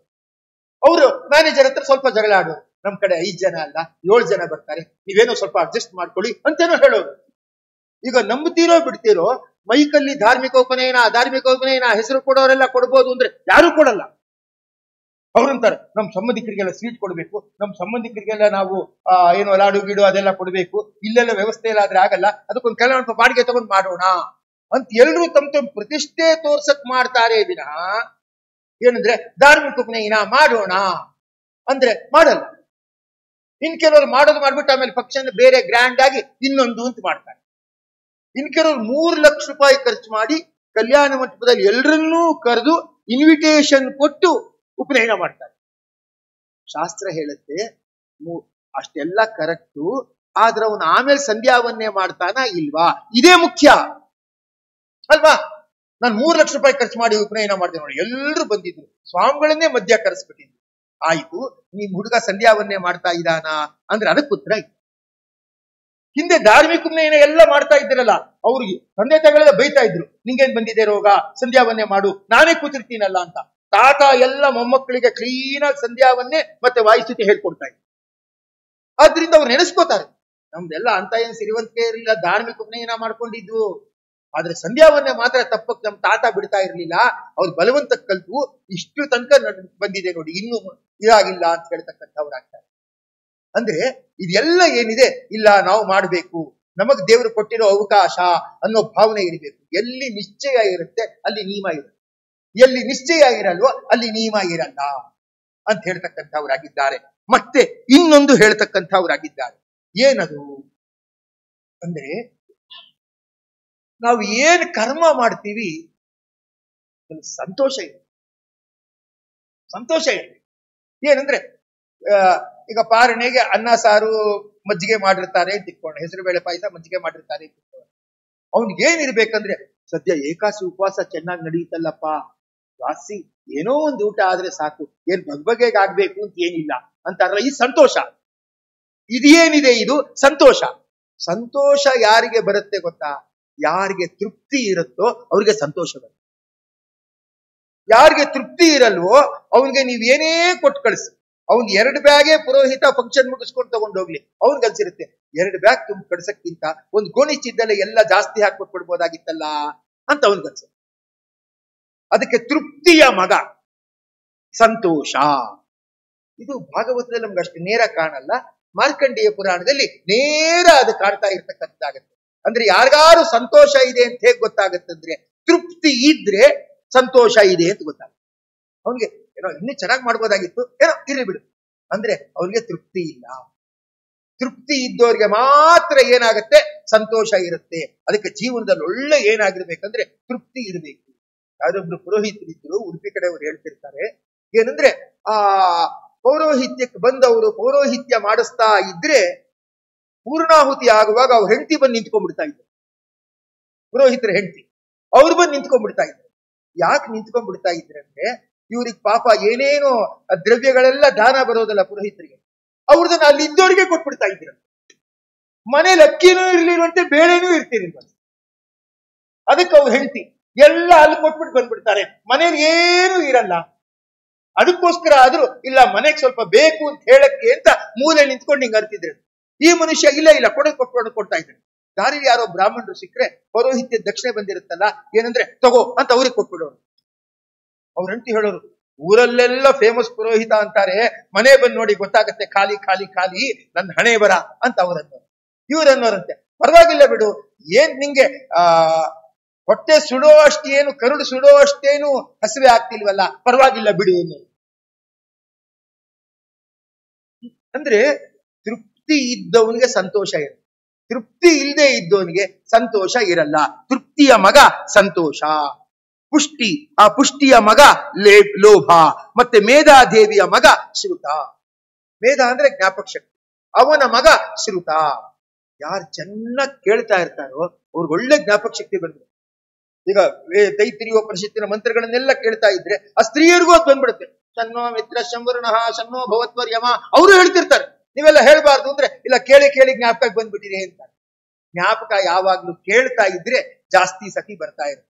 ಕೇಳೋದೇ ಬಿಟ್ಬಿಟ್ರೆ, ಅವ್ನ್ ಪಾರಾಯಣ ಮಾಡೋದೇ ಬಿಟ್ಬಿಟ್ರೆ, ಮಧ್ವಿಜಯ ಕಲ್ತಿದ್ರು ಮರ್ತೋಗ್ಬಿಡುತ್ತೆ. ಏನೋ ವಿಷ್ಣುದಾಸನಾಮ ಹೇಳ್ತಾ ಇದ್ರೆ ಮಧ್ಯದಲ್ಲಿ ವೆಂಕಟೇಶ ಸ್ತೋತ್ರ ಕೊಟ್ಟೋದು. ಯಾಕೆ? ದಿವಸ ಅದನ್ನ ಪಾರಾಯಣ ಮಾಡ್ತಾ ಇಲ್ಲ. ತೃಪ್ತಿ. ಹಾಗೆ ಆದ್ರಿಂದ ಶ್ರುತನ ಮಗ ಮೇಧಾದೇವಿಯ ಮಗ ಶ್ರುತ. ಅಂದ್ರೆ ಜ್ಞಾಪಕ ಶಕ್ತಿ ಇದೆ ಅಂದ್ರೆ ಅವನ್ ಕೇಳ್ತಾ ಇದ್ರೇನೆ ಜ್ಞಾಪಕ ಶಕ್ತಿ ಇದೆ ಅನ್ನೋದಕ್ಕೆ ಅದು ಇದಾಗ್ತಾ ಇರ್ತಕ್ಕಂಥದ್ದಾಗತ್ತೆ. ಮತ್ತೆ ಕ್ರಿಯೆಯ ಮಗ ದಂಡ. ಅಂದ್ರೆ ಕ್ರಿಯೆ ಮಾಡಿದ್ರೆ ಕ್ರಿಯೆ ಮಾಡ್ತಾ ಇರ್ತಾರೆ, ಕ್ರಿಯೆಯ ಮಗನೇ ದಂಡ. ಅಂದ್ರೆ ಕ್ರಿಯೆನೇನಾದ್ರೂ ತಪ್ಪಾಗ್ಬಿಟ್ರೆ, ಈಗ ಯಾವನೋ ಸಂಜೆ 6:15 ಒಳಗಡೆ ಅರಿಕೆ ಕೊಡ್ಬೇಕು ಅಂತಿರುತ್ತೆ, ಏನೋ ಟ್ರೈ ಮಾಡಿರ್ತಾನೆ, ಆಗಿರಲ್ಲ. ಲೇಟ್ ಆಗೋಯ್ತು ಅಂದ್ಮೇಲೆ ಹೆಂಗ್ ಆಗುತ್ತೆ? ಪ್ರಾಯಶ್ಚಿತ್ತ ಅರಿಕೆ ಕೊಡ್ಲೇಬೇಕು, ನಾನು ಪ್ರಾಯಶ್ಚಿತ್ತ ಅರಿಕೆ ಕೊಡ್ತೀನಿ, ಇದೇ ದಂಡ, ಇದೇ ಏನ್ ನಾನು ಕೊಡ್ತಾ ಇರೋ ದಂಡ ಅಂತ ಅನ್ಬಿಟ್ರೆ ಆಗ ಅವನ ಕ್ರಿಯೆ ಪೂರ್ಣ ಆಗುತ್ತೆ. ನಾ ಯಾವತ್ತಿದ್ರು 3 ಅರಿಕೆ ಕೊಟ್ಕೊಂಡು ಹೋಗ್ತಾ ಇರ್ತೀನಿ, ಟೈಮ್ ಗೀಮ್ ಏನು ನೋಡಲ್ಲ ಅನ್ಬಿಟ್ರೆ ಅದು ಕ್ರಿಯೆ ಆಗಲ್ಲ. ಕ್ರಿಯೆ ಜೊತೆ ಏನಿರ್ಬೇಕು? ದಂಡ ಇರಬೇಕು. ಅದು ಇದೆ. ಮತ್ತೆ ಹೇಳ್ತಾ ಇದ್ದಾರೆ, ಅದ್ರ ಜೊತೆ ಇನ್ನಿಬ್ಬರು ಮಕ್ಕಳಿದ್ರು, ನಯ ವಿನಯ. ಕ್ರಿಯೆಗೆ 3 ಮಕ್ಕಳು, ದಂಡ ನಯ ವಿನಯ. ಅದ್ರ ಜೊತೆ ಅವನು ಸದಾ ದಂಡ ಕಟ್ಟಲ್ಲ, ಆದ್ರೆ ನಯ ಇರುತ್ತೆ, ವಿನಯ ಇರುತ್ತೆ. ಆದ್ರಿಂದ ಇದಿದ್ರೆ ಕ್ರಿಯಾ. ಎಲ್ಲಾದ್ರೂ ಅಹಂಕಾರ ಇದ್ಬಿಟ್ಟು ನಾನ್ ಮಾಡಿದೀನಿ, ನನ್ನಷ್ಟು ಯಾರು ಮಾಡಿದ್ದಾರೆ ಅಂದ್ರೆ ಕ್ರಿಯೆ. ಇದನ್ನ ಹೇಳ್ತಾ ಇರ್ತಕ್ಕಂಥವ್ರಾಗಿದ್ದಾರೆ. ಹಾಗೆ ಆ ಲಜ್ಜೆಯಲ್ಲಿ ವಿನಯ, ಮತ್ತೆ ಶಾಂತಿಯಲ್ಲಿ ಕ್ಷೇಮ, ಹೀಗೆ ಇವರುಗಳೆಲ್ಲ ಇರ್ತಕ್ಕಂಥವ್ರಾಗಿದ್ದಾರೆ ಅಂತ ಹೇಳ್ಬಿಟ್ಟು ಮತ್ತೆ ಹೇಳ್ತಾರೆ. ಅದೇ ರೀತಿ ಇದು ಧರ್ಮದ ಪರಂಪರೆ. ಅಧರ್ಮನಿಗೆ ಒಬ್ಳು ಹೆಂಡತಿ ಇದ್ದಂತೆ. ಏನಂದ್ರೆ ಅಧರ್ಮನ ಹೆಂಡತಿಯ ಹೆಸರು ಹಿಂಸೆ. ಇನ್ನೊಬ್ರು ಹಿಂಸೆ ಕೊಡೋದು. ಅದು ಆದ್ರಿಂದ ಎಲ್ಲಿ ಹಿಂಸೆ ಆಗ್ತಿದೆ ಅಂತ ನೋಡ್ಬಿಟ್ರೆ ಹೇಳ್ಬೋದು ಇವನು ಅಧಾರ್ಮಿಕ. ಕೆಲವರು ಯಾರು ಅನ್ನೋದು ಯಾರು ಸತ್ತಿರ ಸಾಯಿಲಿ, ನಮಗ ಅನುಕೂಲ ಆದ್ರೆ ಆಯ್ತು ಅಷ್ಟೇ, ಉಳಿದ್ರ ಬಗ್ಗೆ ನಾವ್ಯಾಕೆ ತಲೆ ಬಿಸಿ ಮಾಡ್ಕೋಬೇಕು ಅಂದ್ರೆ ಅವನು ಅಧಾರ್ಮಿಕ. ಹಿಂಸೆ ಮಾಡೋ ಪ್ರವೃತ್ತಿ ಇದೆ ಅಂದ್ಮೇಲೆ ಅವನೇನಾಗಿದ್ದಾನೆ ಅಧಾರ್ಮಿಕ. ಅವಳ ಮಗ ಯಾರು? ಹಿಂಸೆ ಮಾಡ್ಬೇಕು, ದೋಚ್ಕೋಬೇಕು, ಬಾಚ್ಕೋಬೇಕು ಅಂದ್ಬಿಟ್ರೆ ಅಲ್ಲಿ ಏನಿರ್ಬೇಕು ಅಂದ್ರೆ ಏನಂದ್ರೆ ಸುಳ್ಳು ಮತ್ತೆ ವಂಚನೆ ಅದಿರ್ಲೇಬೇಕು ಅಲ್ವಾ. ಇನ್ನೊಬ್ಬರು ದೋಚ್ಕೋಬೇಕು, ವಾಪಸ್ ಕೊಡಬಾರ್ದು ಅಂದ್ಮೇಲೆ ಸುಳ್ಳು ಹೇಳೋದೇ ಪ್ರವೃತ್ತಿ ಆಗಿರ್ಬೇಕು, ಮತ್ತೆ ವಂಚನೆ ಆಗಿರ್ಬೇಕು. ಅವರಿಬ್ಬರಿಗೆ ಮಕ್ಕಳು ಹುಟ್ಟಿದ್ರು. ಯಾರದು? ನರಕ ಮತ್ತೆ ಭಯ. ಕೇವಲ ಹೆಸರಲ್ಲ, ಅದು ಹಾಗೆ ಫಲ ಉಂಟಲ್ಲ. ಯಾವಾಗ ಅವನು ಸುಳ್ಳು ಹೇಳ್ತಾನೋ, ಮೋಸ ಮಾಡ್ತಾನೋ, ವಂಚನೆ ಮಾಡ್ತಾನೋ, ಮೆಲ್ಲಗೆ ಏನಾಗತ್ತೆ? ನರಕ. ನರಕ ಆಗದೆ ಇದ್ರೂ ಕೂಡ ನರಕಕ್ಕೆ ಹೋದಾಗ ಏನೇನಾಗತ್ತೋ ಹಾಗೆ ಅಂತ ಹೇಳಿ ಭಯ, ಇದು ಉಂಟಾಗ್ತಾ ಇರತಕ್ಕಂಥದ್ದಾಗತ್ತೆ. ಆದ್ದರಿಂದ ಹೀಗೆ ಅದನ್ನ ಹೇಳ್ತಾ ಇದ್ದಾರೆ.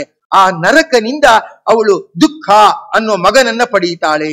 ಅವನಿಗೆ ಮತ್ತೆ ಏನಾಯ್ತು ಅಂದ್ರೆ ಮೃತ್ಯುವಿಗೆ ವ್ಯಾಧಿ, ಜರ, ಶೋಕ, ತೃಷ್ಣ, ಕ್ರೋಧ ಅನ್ನೋ ಮಕ್ಕಳು ಹುಟ್ಟಿದ್ದಾರೆ.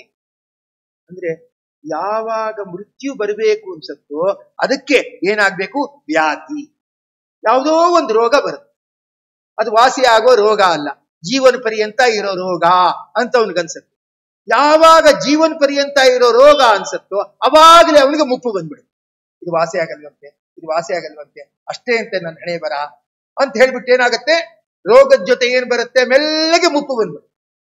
ಆಗ ಅವನೇ ಅಂತಾನೆ, ಚೆನ್ನಾಗಿ ತಿನ್ಕೊಂಡು ಉಣ್ಕೊಂಡಿರು, ಇರೋದು 2 ವರ್ಷ ಇರ್ತೀಯ ಅಂದಿದ್ದಾರೆ, ಚೆನ್ನಾಗಿ ತಿನ್ಕೊಂಡಿರು ಅಂದ್ರೆ ಯಾಕೋ ರುಚಿನೇ ಹತ್ತಾ ಇಲ್ಲ, ನಾಲ್ಗೆಯಲ್ಲಿ ಯಾವ ಪದಾರ್ಥನೂ ರುಚಿ ಹತ್ತಿಲ್ಲ, ಎಲ್ಲ ಕಹಿ ಕಹಿ ತೋರ್ತಾ ಇದೆ ಅಂತ.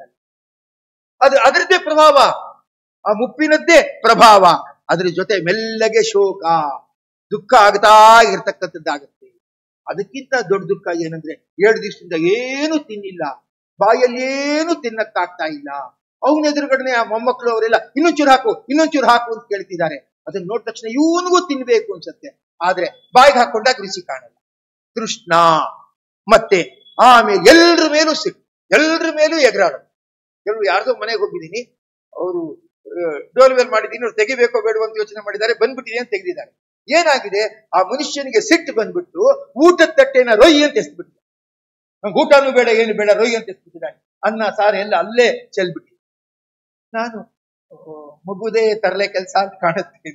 ಮಗುದಲ್ಲ, ಮನೇಲಿದಾರಲ್ಲ ದೊಡ್ಡವರು, ಅವ್ರದೇ ತರಲೆ ಕೆಲಸ, ಇರ್ಲಿ ಬಿಡಿ ಆಚಾರ್ಯ. ಅದಕ್ಕೆ ಎಲ್ರ ಮೇಲೂ ಸಿಟ್ಟು ತೋರ್ಸೋದಾ? ಈಗ ಚೆಲ್ಬಿಟ್ರೆ ಮನೆಯೆಲ್ಲ ಅಸಹ್ಯ ಆಯ್ತಲ್ವಾ? ಇದೆಲ್ಲ ಏನಂದ್ರೆ ಅವನಿಗೆ ರೋಗ ಇದೆ, ಅವನಿಗೆ ಇನ್ಯಾರೋ ಮೇಲೆ ಸಿಟ್ಟಿದೆ, ಅಂದ್ರೆ ಮೃತ್ಯುವಿನ ದಾರಿಲಿ ಹೋಗ್ತಾ ಇದ್ದಾನೆ. ಇನ್ನೊಬ್ಬರಿಗೆ ಬೇಜಾರಾದ್ರೆ ಆಗ್ಲಿ ಬಿಡು, ನನ್ನ ಬೇಸರ ತೋರಿಸ್ಕೋಬೇಡವಾ ಅಂತಿದ್ದಾನೆ. ಅಂದ್ರೆ ಇದು ಮೃತ್ಯುವಿನ ಹಾದಿಯಲ್ಲಿ ಹೋಗ್ತಾ ಇದ್ದಾನೆ.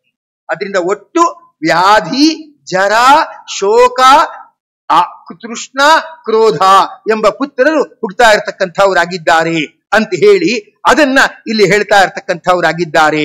ಮತ್ತೆ ಏನಂದ್ರೆ ಅವರಲ್ಲಿ ಮೃತ್ಯುವಿಗೆ ಅಲಕ್ಷ್ಮಿ ಅಂತ ಪತ್ನಿ.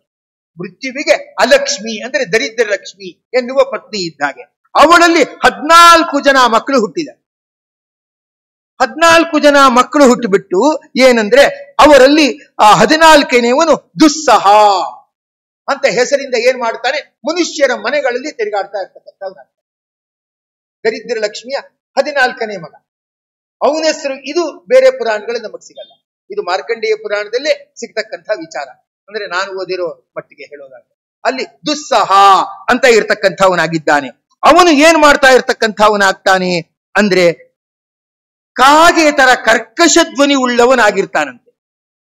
ಮತ್ತೆ ಏನಂದ್ರೆ ಸಿಕ್ಕಿದ್ದನ್ನು ತಿನ್ಬಿಡ್ಬೇಕು, ಸಿಕ್ಕಿದ್ದನ್ನು ತಿನ್ಬಿಡ್ಬೇಕು ಅಂತ ಕಂಗಾಳಿತನ. ಕೆಲವರು ನಂಬ್ತಿರೋ ಬಿಡ್ತಿರೋ, ಒಂದು ಬಿಸ್ಕೆಟ್ ಪ್ಯಾಕೆಟ್ ಕೊಟ್ಟರೆ ನಿಧಾನಕ್ಕೆ ಬಿಡಿಸ್ಕೊಂಡು ತಿನ್ನಕ್ಕೂ ಆಗಲ್ಲ, ಹೊರ್ರಂಗ್ ಕರೆದು ಬಿಡ್ಬೇಕು, ಅರ್ಧ ಬಾಯಿಗೆ ಹಾಕೊಂಡ್ಬಿಡ್ಬೇಕು, ಅರ್ಧ ಅಲ್ಲೇ ಇತ್ತು ಅವ್ರಿಗೆ. ಅಂದ್ರೆ ಒಂದ್ 5 ನಿಮಿಷ ಆದ್ಮೇಲೆ ತಿನ್ನೋಣ ಅನ್ನೋದು ಅವ್ರಿಗಿರಲ್ಲ. ಒಂದ್ ಉಂಡೆ ಕೊಟ್ರೆ ಪಟ್ಟಂತ ಮುರಿದು ಅರ್ಧ ಬಾಯಿಗೆ ಹಾಕೊಂಡ್ಬಿಡ್ತಾರೆ, ಇನ್ನರ್ಧ ಅಲ್ಲೇ ಇಟ್ಬಿಡ್ತಾರೆ. ಹುಲ್ಲು ತಿಂದ್ರೆ ಸಂತೋಷ, ಅರ್ಧ ತಿಂದು ಅರ್ಧ ಬಿಟ್ಬಿಡ್ತಾರೆ. ಅದನ್ನೇನಂತ ಕರೀತಾರೆ? ಹಸುವು ಅಂತ ಕರೆಯಲ್ಲ, ಕಂಗಾಳಿತನ ಅಂತ ಕರೀತಾರೆ. ಇನ್ನು ತೀರ್ಥನೇ ಕೊಟ್ಟಿರಲ್ಲ, ಎಲೆ ಮೇಲೆ ಕೋಸಂಬರಿ ಬಡಿಸಿದ್ರೆ ಮೆಲ್ಲಿಗೆ ಹಿಂಗ್ ನೋಡ್ಬಿಟ್ಟು ಬಾಯಿಗೆ ಹಾಕೋಬೇಕು. ಒಂದ್ 2 ನಿಮಿಷಕ್ಕೆ ತೀರ್ಥ ಕೊಡ್ತಾರೆ, ಅದು ಯಾಕೆ ಒದ್ದಾಡ್ಬಿಟ್ಟು ಬಾಯಿಗೆ ಹಾಕೋದು ಅಲ್ವಾ? ಇದನ್ನ ಕಂಗಾಳಿತನ. ಯಾರಲ್ಲಿ ಕಂಗಾಳಿತನ ಇರುತ್ತೋ ಅವರ ಮನೆಯಲ್ಲಿ ಲಕ್ಷ್ಮಿ ಇರಲ್ಲ. ಅಂದ್ರೆ ತೀರ್ಥ ಕೊಡೋದಕ್ಕೆ ಕಾಯ್ಬೇಕು, ಎಲ್ರೂ ಊಟಕ್ಕೆ ಕೂಡೋ ತನಕ ಕಾಯ್ಬೇಕು. ಹೀಗೆ ಮತ್ತೆ ಕಾಗೆಯಂತೆ ಕರ್ಕಶ ಧ್ವನಿ, ಅಂದ್ರೆ ಸೌಮ್ಯ ಮನಸ್ಸಿದ್ರೆ ಸೌಮ್ಯ ಧ್ವನಿ ಬರುತ್ತೆ, ಇಲ್ಲದೆ ಇದ್ರೆ ಕರ್ಕಶ ಧ್ವನಿ ಬರ್ತಾ ಇರ್ತಕ್ಕಂಥದ್ದಾಗತ್ತೆ. ಆಗ ಅವನು ಬ್ರಹ್ಮದೇವನು ಅವನನ್ನ ಕುರಿತು ಹೇಳ್ತಾ ಇರ್ತಕ್ಕಂಥವನಾಗಿದ್ದಾನೆ, ನಿನ್ನ ತಾಮಸ ಶರೀರ ಬಿಟ್ಬಿಡು, ಶಾಂತನಾಗು ಶಾಂತನಾಗು ಅಂತ ಹೇಳ್ತಿದ್ದಾನೆ. ನಾ ಶಾಂತನಾದ್ರೆ ನಂಗೆಲ್ಲಿ ಜಾಗ ಕೊಡ್ತೀರಾ ಅಂತ ಕೇಳಿದಾಗ ಅದಕ್ಕೆ ಬ್ರಹ್ಮ ಹೇಳ್ತಾನೆ, ನಿನಗೆ ಇಲ್ಲಿ ಜಾಗವನ್ನ ಕೊಡ್ತಾ ಇರ್ತಕ್ಕಂಥವನಾಗ್ತೇನೆ ಅಂತ ಹೇಳ್ತಾನೆ. ಯಾರ ಮನೆಯಲ್ಲಿ ಜೇಡರ ಹುಳುಗಳ ಬಲೆ ಇರುತ್ತೋ ಅಲ್ಲಿ ಈ ದುಸ್ಸಹ ಅನ್ನೋ ಅಲಕ್ಷ್ಮಿಯ ಮಗ ಇರ್ತಾನೆ. ಅಂದ್ರೆ ವಾರಕ್ಕೊಂದ್ಸತಿ ಜೇಡ್ರ ಬಳೆ ಕ್ಲೀನ್ ಮಾಡೋದು ಅದೆಲ್ಲ ಏನಿದೆ ಅದು ಹಿಂದಿನ ಕಾಲದಲ್ಲಿ ಸಂಪ್ರದಾಯ ಬಂದಿತ್ತು, ಅದು ಮಾರ್ಕಂಡೇಯ ಪುರಾಣಕ್ಕೆ ಅನುಗುಣವಾಗಿ ಇರ್ತಕ್ಕಂಥದ್ದಾಗಿದೆ ಅಂತ. ಅದು ಆ ಜೇಡರ ಬಲೆಯಲ್ಲಿ ದುಸ್ಸಹ ಅನ್ನುವನು ಇರ್ತಾನಂತೆ. ಅವನಿರುವಾಗ ಎಲ್ರ ಮೇಲೂ ಸಿಟ್ಟು, ಎಲ್ರ ಮೇಲೂ ಕಂಗಾಳಿತನ, ಮನೆಯಲ್ಲಿ ಶುಚಿಯಾಗಿಡದೆ ಇರೋದು, ಏನೋ ಒಂದು ಆಕ್ರೋಶ, ಪೂಜೆ ಏನ್ ಬೇಡ ಕಾಟಾಚಾರಕ್ಕೆ ಮಾಡಿದ್ರೆ ಸಾಕು ಅನ್ನೋದು, ಇದೆಲ್ಲ ಭಾವನೆ ಬರುತ್ತಂತೆ. ಜೇಡರ ಹುಳಗಳ ಬಲೆಯಲ್ಲಿ ಅದವನಿಗೆ ವಸ್ತ್ರ ಇದ್ದಂತೆ, ಅಲ್ಲಿ ಅವನಿಗೆ ಅದು ಆಶ್ರಯ ಸ್ಥಾನ. ಮತ್ತೆ ಬಾವುಗಳು, ಬಾವು ಅಂತ ಹೇಳ್ತಾರೆ, ಬಾವುಲಿ ಅಂತ ಹೇಳ್ತಾರಲ್ಲ, ಅವುಗಳು ಎಲ್ಲಿರುತ್ತೋ ಆ ಜಾಗದಲ್ಲಿ ಅವನು ಇರ್ತಕ್ಕಂಥವನಾಗಿರ್ತಾನೆ ಅಂತ ಹೇಳ್ತಾ ಇರ್ತಕ್ಕಂಥವರಾಗಿದ್ದಾರೆ. ಮತ್ತೆ ಅಲ್ಲಿ ಹೇಳ್ತಾರೆ ಏನಂದ್ರೆ ಅವನಿಗೆ ಯಾವುದು ಆಹಾರ ಅಂದ್ರೆ ಯಾವ ಆಹಾರ ನಾಯಿಯ ಕಣ್ಣಿಗೆ ಬಿದ್ದಿರುತ್ತೋ ಅದು ಅವನಿಗೆ ಆಹಾರ ಅಂತ. ಅವನು ದರಿದ್ರ ಭಿಕ್ಷುಕ ಇರ್ತಾನೆ, ನಾಯಿ ಅರ್ಧ ತಿಂದಿರುತ್ತೆ ತಟ್ಟೆಯಲ್ಲಿ, ಅದನ್ನೇ ಅವನು ತಿನ್ನಕ್ ಹೋಗ್ತಾನೆ, ಜೊತೆಗೆ ನಾಯಿನೇ ಕೈಲಿ ಹಿಡ್ಕೊಂಡು ಹೋಗ್ತಾ ಇರ್ತಾನೆ. ಅವನ ಇಡೀ ಜೀವನ ದಾರಿದ್ರ ಮತ್ತೆ ರೋಗಮಯ ಆಗಿರುತ್ತೆ. ಏನೋ ಅವನ ಹಣೆ ಬರ ಸರಿ ಇಲ್ಲ, ದಟ್ಟ ದರಿದ್ರ, ಅದಕ್ಕೆ ಹೀಗೆ ಮಾಡ್ತಾ ಇದ್ದಾನೆ ಅಂತ ತಿಳ್ಕೊಂಡ್ರೆ ಯಾವನೋ ಶ್ರೀಮಂತ ಮನೆ ಒಳಗಡೆನೆ ನಾಯಿ ಇಟ್ಕೊಂಡ್ಬಿಡ್ತಾನೆ, ನಾಯಿ ಜೊತೆನೇ ಟಿಫಿನ್ ಮಾಡ್ತಾ ಇರ್ತಾನೆ. ಅಂದ್ರೆ ಅದೊಂದು ಸಣ್ಣ ನಾಯಿ, ಇವನೊಬ್ಬ ದೊಡ್ಡ ನಾಯಿ. ಆ ದೊಡ್ಡ ನಾಯಿಗೆ ಕುತ್ತಿಗೆಲ್ ಸರ ಇರುತ್ತೆ, ಈ ಸಣ್ಣ ನಾಯಿಗೆ ಕುತ್ತಿಗೆಲ್ ಒಂದು ಸರ ಇರಲ್ಲ, ಅಷ್ಟೇ ವ್ಯತ್ಯಾಸ. ಆ ಮನೆಯಲ್ಲಿ ದಾರಿದ್ರ ತುಂಬಿ ತುಳುಕಾಡುತ್ತಿರುತ್ತದೆ. ಎಲ್ಲ ನೋಡ್ತಾ ಇದ್ದೆ, ಜಗತ್ತಿನ ಅತಿ ದೊಡ್ಡ ಶ್ರೀಮಂತನಾಗಿರ್ತಕ್ಕಂಥ ಭಾರತದ ಶ್ರೀಮಂತನಾದ ಅಂಬಾನಿ ಮನೆ ಏನಿದೆ, ಅಂಬಾನಿ ಮನೆಯಲ್ಲಿ ಸಾಯಂಕಾಲ ಎಲ್ಲರೂ ಊಟಕ್ಕೆ ಕೂತ್ಕೋಬೇಕು. ಸಾಯಂಕಾಲ ಎಲ್ಲರೂ ಊಟಕ್ಕೆ ಕೂತ್ಕೋಬೇಕಾದ್ರೆ ಅದು 7ರಿಂದ 7:15 ಸಮಯ. 7ರಿಂದ 7:15 ಸಮಯದಲ್ಲಿ ಎಲ್ಲರೂ ಒಟ್ಟಿಗೆ ಊಟಕ್ಕೆ ಕೂತ್ಕೋಬೇಕಂತ. ಯಾರು ಮೊಬೈಲ್ ಇಟ್ಕೊಳ್ಳೋ ಹಾಗಿಲ್ಲ, ಅದ ಮನೆ ನಿಯಮ. ಊಟ ಆದ್ಮೇಲೆ ಅವ್ರು ಮೊಬೈಲ್ ಬಳಸ್ಬೇಕಂತ. ಅವನೇ ಊರವ್ರಿಗೆಲ್ಲ ಮೊಬೈಲ್ ಕೊಟ್ಬಿಟ್ಟು ಏನಂದ್ರೆ ನೀವೆಲ್ಲ ಮೊಬೈಲ್ ತಗೊಂಡು ನಾ ಶ್ರೀಮಂತನಾಗಿರ್ತೀನಿ ಅಂತ ಹಂಚಿರೋನು. ಆದ್ರೆ ಅವನ ಮನೆಯಲ್ಲಿ ಏನಂದ್ರೆ ಯಾರು ಊಟಕ್ಕೆ ಕೂತಾಗ ಮೊಬೈಲ್ ಬಳಸೋದಾಗ್ಲಿ ಟಿವಿ ನೋಡೋದಾಗ್ಲಿ ಇರಬಾರ್ದು ಅಂತ 7ರಿಂದ 7:15 ಎಲ್ಲರೂ ಸೇರಿ ಊಟ ಮಾಡೋ ಸಮಯ. ಇನ್ಕರು ಮೊಬೈಲ್ ನೋಡ್ಕೊಂಡೇ ಊಟ ಮಾಡ್ತಾ ಇರ್ತಾರೆ, ಈ ತರ ಇರ್ತಾರೆ. ಅಲ್ಲಿ ಹೇಳ್ತಾ ಇರ್ತಕ್ಕಂಥವ್ರಾಗಿದ್ದಾರೆ ಏನಂದ್ರೆ ಎಷ್ಟೇ ಶ್ರೀಮಂತಿಗೆ ಇದ್ರು ನಾಯಿಯ ಕಣ್ಣಿಗೆ ಬಿದ್ದ ಆಹಾರ ಏನಿದೆ ಅದನ್ನ ಇವನು ಮನೆ ಒಡೆಯ ತಿನ್ನಬಾರದು ಅಂತ. ಅದನ್ನ ಪ್ರೀತಿ ಮಾಡೋದು, ಅದನ್ನೇನು ಅನುಕಂಪ ತೋರೋದು ಅದು ಬೇರೆ. ಅದರ ಕಣ್ಣಿಗೆ ಬಿದ್ದ ಆಹಾರ ಅದನ್ನು ತಗೋಬಾರ್ದು. ಯಾಕಂದ್ರೆ ಮೃತ್ಯುವಿನ ಮಗನಾದ ದುಸ್ಸಹ ಅನ್ನುವನು ಅಲ್ಲಿರ್ತಾನೆ, ಇವನಿಗೆ ತಿಂದ್ರೆ ಆ ಭಾವನೆ ಅನ್ನೋದು ಬರ್ತಾ ಇರತಕ್ಕಂಥದ್ದಾಗುತ್ತದೆ ಅಂತ ಹೇಳ್ತಕ್ಕಂಥವ್ರಾಗ್ತಾರೆ. ಅಂದ್ರೆ ಎಚ್ಚರಿಕೆ. ಅವರೊಬ್ಬರು ಮನೆಗೆ ಹೋಗಿದ್ದೆ, ದೊಡ್ಡ ಹೋಟೆಲ್ ಓನರು, ಅವರ ಮನೆಗೆ ಹೋಗಿದ್ದೆ. ಅಂದ್ರೆ ಹೋಟ್ಲಲ್ಲಿ ಎಲ್ರಿಗೂ ಮಾಡಿ ಬಡಿಸ್ತಾ ಒಳ್ಳೆ ವ್ಯಾಪಾರವನ್ನು ಚೆನ್ನಾಗಿ ನಡೆಸ್ತಾ ಇದ್ದಾರೆ. ಅವ್ರ ಮನೆ ಬಿಟ್ಟು ಹೋಗ್ಬೇಕಾದ್ರೆ ಅವ್ರ ಮನೆಯಲ್ಲಿ ಫುಲ್ ನೈವೇದ್ಯ ಆಗಿದೆ. ನೈವೇದ್ಯ ಮುಗಿಸ್ಕೊಂಡು ಅವ್ರು ಹೋಗ್ತಾರೆ. ಹೋಗಿ ಬಿಸಿನೆಸ್ ಎಲ್ಲ ಮುಗಿಸ್ಕೊಂಡು ಮಧ್ಯಾಹ್ನ ಬಂದು ಮನೇಲಿ ಊಟ ಮಾಡಿಬಿಟ್ಟು ವಾಪಸ್. ಮನೆಯಲ್ಲಿ ನೈವೇದ್ಯ ಯಾವುದೇ ಕಾರಣಕ್ಕೂ ತಪ್ಪಬಾರದು, ಇದವ್ರ ನಿಯಮ. ಹಾಗೆ ಆಹಾರ ತಿನ್ನೋದು ಶುದ್ಧಿಯಿಂದ ಇರಬೇಕು ಅಂತ ಹೇಳ್ತಾ ಇರ್ತಕ್ಕಂಥವ್ರಾಗಿದ್ದಾರೆ. ಮತ್ತೆ ಹೇಳ್ತಾರೆ, ಏನಾದ್ರೂ ಸೀನ್ ಬಿಟ್ರೆ, ಎಂಜಲು ಏನಾದ್ರೂ ಊಟದ ತಟ್ಟೆ ಒಳಗಡೆ ಬಿದ್ದು ಬಿಟ್ರೆ ಅದನ್ನು ತಿನ್ನಬಾರದು. ಎಷ್ಟೆಷ್ಟನ್ನೋ ಯಾವ್ಯಾವುದೋ ಕಾರಣಕ್ಕೆ ಎಸೀತೀವಿ. ಹಾಗಿರುವಾಗ ಇಂಥದ್ದನ್ನು ಕೂಡ ಏನ್ ಮಾಡ್ಬೇಕಂದ್ರೆ, ಇಲ್ಲ ಮಾರ್ಕಂಡೇಯ ಪುರಾಣದಲ್ಲಿ ಹೇಳಿದ್ದಾರೆ ದುಸ್ಸಹ ಅನ್ನೋನು ಇದರಲ್ಲಿ ಇರ್ತಾನೆ, ಆದ್ರಿಂದ ಇದನ್ನು ಎಸಿಬೇಕು ಅಂತ ತಿಳ್ಕೊಂಡು ಎಸ್ದು ಬಿಟ್ರೆ ಆಯ್ತು. ಮತ್ತೆ ನಾಯಿಯ ಕಣ್ಣಿಗೆ ಅದು ಬಿದ್ದಿರಬಾರ್ದು, ಮತ್ತೆ ನೀರು ಇಳೀತಾ ಇರತಕ್ಕಂಥದ್ದು ಆಗಬಾರ್ದು ಅಂತ ಹೇಳ್ತಾರೆ.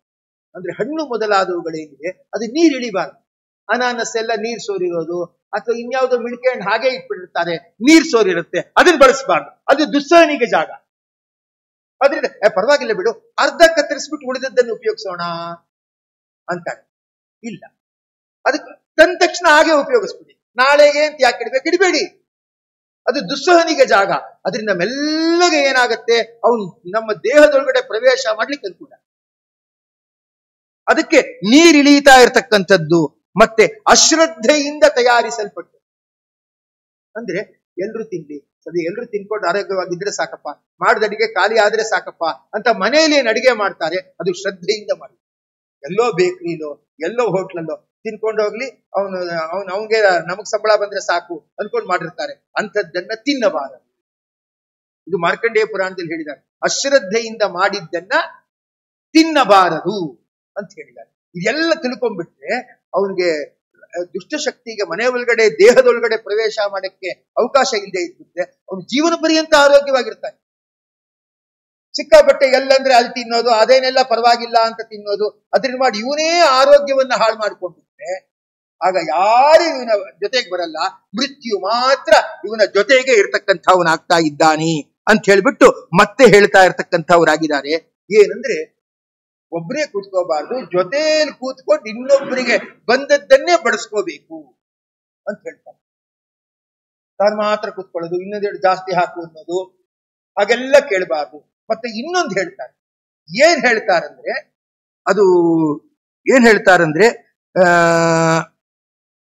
ಮೂಲೆ ದಿಕ್ಕಿಗೆ ಎದುರಾಗಿ ಕೂತ್ಕೋಬಾರ್ದು. ಮೂಲೆ ದಿಕ್ಕು ಅದಿದೆ ಅಂತ ಇಟ್ಕೊಳ್ಳೋಣ, ಅದಕ್ಕೆ ಇದು ಎದುರು ದಿಕ್ಕು ಅಂತ ಕೂತ್ಕೊಳ್ಳೋಣ ಅನ್ಕೊಳ್ಳೋಣ, ಅಲ್ಲಿ ಕೂರ್ಬಾರ್ದು. ಯಾಕಂದ್ರೆ ಮೂಲೆ ದಿಕ್ಕಲ್ಲಿ ದುಸ್ಸಹ ಇರ್ತಾನೆ. ಇವನಾದ್ರೆ ಎದುರುಗಡೆ ಕೂತಾಗ ಆ ದುಸ್ಸಹನಿಗೆ ಏನಾಗುತ್ತೆ, ಅವನು ಊಟ ಮಾಡ್ತಾ ಇರೋದು ಕ್ಲೀನ್ ಆಗಿ ಗೋಚರ ಆಗುತ್ತೆ. ತಿನ್ನು ತಿನ್ನು ತಿನ್ನು, ನಾನು ನಿನ್ನೊಳಗಡೆನೆ ಬರ್ತೀನಿ, ನಿನ್ನ ದೇಹದ ಒಳಗಡೆನೆ ಬರ್ತೀನಿ ಅಂತಕ್ಕಂಥವನಾಗ್ತಾನೆ. ಅದಕ್ಕೆ ಮೂಲೆ ದಿಕ್ಕಿಗೆ ಎದುರಾಗಿ ಏನಂದ್ರೆ ಕೂರಬಾರ್ದು ಅಂತ. ದೊಡ್ಡ ದೊಡ್ಡ ಭೋಜನ ಶಾಲೆಗಳನ್ನೆಲ್ಲ ನೋಡಕ್ ಹೋದ್ರೆ ಅಲ್ಲಿ ಮೂಲೆಯಲ್ಲಿ ಕೂರೋರು ಯಾರೂ ಇಲ್ಲ. ಈ ದೊಡ್ಡ ದೊಡ್ಡ ಉಡುಪಿ ಮೊದಲ ದೊಡ್ಡ ದೊಡ್ಡ ಕ್ಷೇತ್ರಗಳಿಗೆಲ್ಲ ನೋಡಿದ್ರೆ ಮೂಲೆಯಲ್ಲಿ ಯಾರು ಕೂರೋರೇ ಇಲ್ಲ, ಎಲ್ಲ ಹಿಂಗೆ ಇರುತ್ತೆ. 100 ಜನ 100 ಜನ 50 ಜನ ಈಗ ಲೈನಾಗಿ ಕೂರೋರೇ ಇರುತ್ತೆ, ಮೂಲೆಯಲ್ಲಿ ಕೂರೋರು ಯಾರು ಇಲ್ಲ. ಮೂಲೆ ದಿಕ್ಕಿಗೆ ಎದುರಾಗಿ ಕೂತು ಊಟ ಮಾಡಿಬಿಟ್ರೆ ಏನಾಗುತ್ತೆ, ಆ ದುಸ್ಸಹನ ಕಣ್ಣಿಗೆ ಅದು ಬೀಳತ್ತೆ. ಆದ್ರಿಂದ ಏನಾಗುತ್ತೆ ಅಂದ್ರೆ ಅದು ಅನಾರೋಗ್ಯಕ್ಕೆ ಕಾರಣ ಆಗತ್ತೆ ಅಂತ ಇನ್ನೊಂದು ಹೇಳ್ತಾ ಇರ್ತಕ್ಕಂಥವ್ರಾಗಿದ್ದಾರೆ. ಅದನ್ನ ಅವ್ರು ಹೇಳೋದನ್ನ ನಾನು ಹೇಳ್ತೀನಿ ಸುಮ್ಮನೆ. ನೃತ್ಯ ವಾದ್ಯಾದಿ ಶಬ್ದಗಳ ಗಲಭೆಯಲ್ಲಿ ತಿನ್ನುವ ಅನ್ನವು ನಿನಗೆ ಆಹಾರವಾಗುವುದು.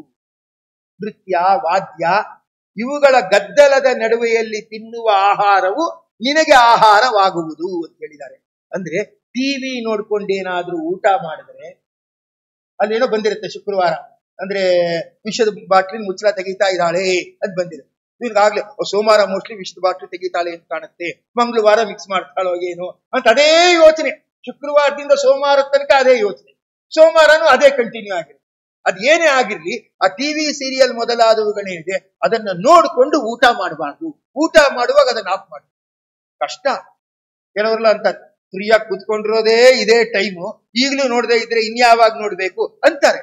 ಇಲ್ಲ, ಎಲ್ರಿಗೂ ಒಳ್ಳೇದಾಗ್ಬೇಕು ಅಂತ ಮಾತಾಡ್ತಾರೆ. ನೀವ್ ಬೇಕಾದ್ರೆ ಮಾತಾಡ್ಕೊಂಡು ಊಟ ಮಾಡಿ, ಆದ್ರೆ ಏನ್ ಮಾಡ್ಬೇಡಿ, ಆ ಟಿವಿ ನೋಡ್ಕೊಂಡು ಮಾತಾಡ್ಬೇಡಿ. ಯಾವ್ದೋ ಹುಡುಗನ ಶಿಬಿರಕ್ಕೆ ಕಳಿಸಿದ್ದಾರೆ, ಶಿಬಿರ ಮುಗಿಸ್ಕೊಂಡು ಅವ್ನು ಬಂದಿದ್ದಾನೆ, ಅವ್ನು ಬಂದ್ಬಿಟ್ಟು ಅಪ್ಪಂಗೆ ಹೇಳ್ತಾ ಇದ್ದಾನೆ, ಅಪ್ಪ ಟಿವಿ ಎಲ್ಲ ಹಾಕಿರುವಾಗ ಊಟ ಮಾಡಬಾರ್ದು ಅಂತ ಹೇಳಿದ್ದಾರೆ, ನೀ ಟಿವಿ ಆರ್ಸು ಅಂದ. ಅಪ್ಪ ಅನ್ನಂತೆ, ನೀನು ಶಿಬಿರಕ್ಕೆ ಸೇರಿಸಿ ಸಾರ್ಥಕ ಆಯ್ತು, ಇದೊಂದ್ ಲೈನ್ ಆದ್ರೂ ಕಲ್ತ್ಕೊಂಡಿಲ್ಲ ಸದ್ಯ, ಸರಿ ಬಿಡಪ್ಪ ಆರಿಸ್ತೀನಿ ಅಂದ್ರೆ ಒಂದು ಧರ್ಮಾಚರಣೆ ಮಾಡಿದ್ರು ಸರಿ ಅಲ್ವಾ? ಅದು ಏನಾಗಿದೆ ಅಂದ್ರೆ ಅದು ಒಳ್ಳೆ ಫಲ ಕೊಡುತ್ತೆ. ಅದರಿಂದ ಟಿವಿ ಸೀರಿಯಲ್ ನೋಡಬೇಡಿ ಅಂತ ಮಾರ್ಕಂಡೇಯ ಪುರಾಣದಲ್ಲಿ ವಿಶೇಷವಾಗಿ ಹೇಳ್ತಾ ಇರ್ತಕ್ಕಂಥವರಾಗಿದ್ದಾರೆ. ರಿಸೆಪ್ಷನ್ ನಲ್ಲಿ ಏನೋ ಡ್ಯಾನ್ಸ್ ನಡೀತಾ ಇರುತ್ತೆ, ಏನೋ ಕೂಗಾಟ ನಡೀತಾ ಇರುತ್ತೆ, ಕೆಳಗಡೆ ಇವರು ಹಾಯಾಗಿ ಎಲ್ಲ ತಿಂತಾ ಇರ್ತಾರೆ. ಅಲ್ಲೆಲ್ಲ ಸಾಧ್ಯವಾದಷ್ಟು ತಿನ್ಬಾರ್ದು. ತಿಂದೇ ಇದ್ರೆ ಸಂಬಂಧಿಕರು ಬೇಜಾರು ಮಾಡ್ಕೋತಾರೆ ಅಂದ್ರೆ ಕಣ್ಣಿಗಿನ್ ಕೊಡಿ, ಮನೆಗೆ ಹೋಗಿ ತಿಂತೀನಿ ಅಂದ್ರೆ. ಗಲಭೆಯಲ್ಲಿ ಕುಳಿತು ಆಹಾರವನ್ನ ತಿನ್ನಬಾರದು. ಇದು ಮಾರ್ಕಂಡೇಯ ಋಷಿಗಳು. ಅವರು 7 ಕಲ್ಪಗಳ ತನಕ ಬದುಕಿದವರು, ಅಂದ್ಮೇಲೆ ಆರೋಗ್ಯವಾಗಿ ಜಗತ್ತಿಗೆ ಚಿರಂಜೀವಿಗಳಾಗಿರೋರು. ನಾವು ಗಟ್ಟಿಮುಟ್ಟಾಗಿರ್ಬೇಕೋ ಬೇಡ, ಆರೋಗ್ಯ ಇರಬೇಕೋ ಬೇಡ. ಆದ್ರಿಂದ ರಿಸೆಪ್ಷನ್ ಅಲ್ಲೆಲ್ಲ ನಾನು ತಿನ್ನಲ್ಲ, ಟಿವಿ ಎಲ್ಲ ನೋಡ್ಕೊಂಡು ತಿನ್ನಲ್ಲ, ಅಥವಾ ಎಲ್ಲರೂ ನೋಡ್ತಾ ಇದ್ರೆ ಟಿವಿಗೆ ಬೆನ್ನು ಮಾಡ್ಕೊಂಡು ನಾನು ಊಟಕ್ಕೆ ಕೂತ್ಕೊಳ್ತೀನಿ. ಅನ್ಕೊಂಡ್ರಾಯ್ತು ಅಲ್ವಾ? ಅದನ್ನು ಹೇಳ್ತಾ ಇರತಕ್ಕಂಥವರಾಗಿದ್ದಾರೆ. ಇನ್ನು ಅನೇಕ ಧರ್ಮಗಳಿದೆ. ನನಗಿದು ತುಂಬಾ ಸಂತೋಷವನ್ನ ತಂದಿದೆ. ಇನ್ನು ತುಂಬಾ ಧರ್ಮಗಳನ್ನ ಹೇಳ್ತಾ ಅದಕ್ಕೆ ಪರಿಹಾರಗಳನ್ನ ಹೇಳ್ತಾರೆ. ಮಕ್ಕಳು ಹುಟ್ಟಿದಾಗ ಅವರಿಗೆ ಹಲ್ಲೇ ಹುಟ್ಟದೇ ಇದ್ರೆ 3 ತಿಂಗಳಾದ್ರೂ ಕೂಡ ಏನ್ ಮಾಡ್ಬೇಕು? ಬಿಳಿ ಸಾಸುವೆಯನ್ನ ಹಾಸುವೆ ಅಡಿಯಲ್ಲಿ ಹಾಕಬೇಕು. ಮತ್ತೆ ಹಲ್ಲು ಹುಟ್ಟುವ ಜಾಗದಲ್ಲಿ ಬಿಳಿ ಸಾಸುವೆಯನ್ನ ಹಾಕಬೇಕು. ಮತ್ತೆ ಏನೇನೋ ಧರ್ಮಗಳನ್ನು ಹೇಳ್ತಾರೆ. ಇದು ಆದ್ರಿಂದ ಅದೆಲ್ಲ ನಮಗೆ ಮುಂದೆ ತುಂಬಾ ಉಪಯೋಗಕ್ಕೆ ಬರ್ತಾ ಇರತಕ್ಕಂಥದ್ದಾಗತ್ತೆ. ಜೀವನ ಧರ್ಮವನ್ನ ತಿಳಿಸಿಕೊಡುತ್ತೆ.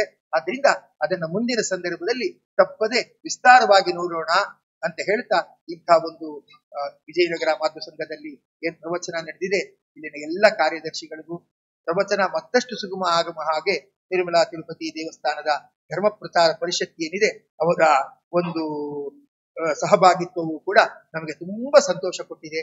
ನೀವೆಲ್ಲ ಶ್ರದ್ಧೆಯಿಂದ ಕೇಳ್ತಾ ಇದ್ದೀರಾ. ನನಗೇನೆಂದ್ರೆ ಮುಂದೆ ಸ್ವಾರಸ್ಯಕರವಾದ ಭಾಗ ಇದೆ, ಆದ್ರೆ ಇದನ್ನು ಹಾರಿಸೋದು ಬೇಡ. ಉಳಿದ ಮಧ್ಯದಲ್ಲಿ ಏನು ಬಂದಿದೆ ಇದನ್ನು ಹಾರಿಸ್ಕೊಂಡು ಹೇಳ್ಬೇಕಾದ ಅವಶ್ಯಕತೆ ಇಲ್ಲ ಅಂದ್ಬಿಟ್ಟು ಅದನ್ನ ಹೇಳಿದೀನಿ. ಮುಂದೆ ಅನೇಕ ಸ್ವಾರಸ್ಯಕರವಾದ ಭಾಗಗಳಿದೆ. ಅದ್ರಲ್ಲಿ ಕೆಲವು ಅರ್ಥ ಆಗತ್ತೆ, ಕೆಲವು ಧರ್ಮ ಸೂಕ್ಷ್ಮಗಳು ನಮ್ಗೆ ಅರ್ಥ ಆಗಲ್ಲ, ಎಲ್ಲ ಬಲ್ಲವರಲ್ಲ. ಆದ್ರೆ ಅದನ್ನ ನಾವು ಶ್ರದ್ಧೆಯಿಂದ ಹೇಳೋಣ. ಮಾರ್ಕಂಡೇಯ ರೂಪಿಗಳಾದ ಋಷಿಗಳಿಗೆ ಅನುಗ್ರಹಕ್ಕೆ ಪಾತ್ರರಾಗೋಣ, ಭಗವಂತನಿಗೆ ಪಾತ್ರರಾಗೋಣ ಅಂತ ಹೇಳ್ತಾ ಇದನ್ನು ಭಗವಂತನಿಗೆ ಸಮರ್ಪಣೆ ಮಾಡ್ತಾ ಇದ್ದೀನಿ. ಯಸ್ ಸರ್ವಗುಣ ಸಂಪೂರ್ಣ ಸರ್ವದೋಷ ವಿವರ್ಜಿತ ಪ್ರಿಯತಾಂ ಪ್ರೀತಗೇವಾಲಂ ವಿಷ್ಣುರ್ಮೇ ಪರಮಸ್ಸುರುತು. ಶ್ರೀ ಕೃಷ್ಣಾರ್ಪಣಂ ಅಸ್ತು. ವಿಷ್ಣವೇ ನಮಃ.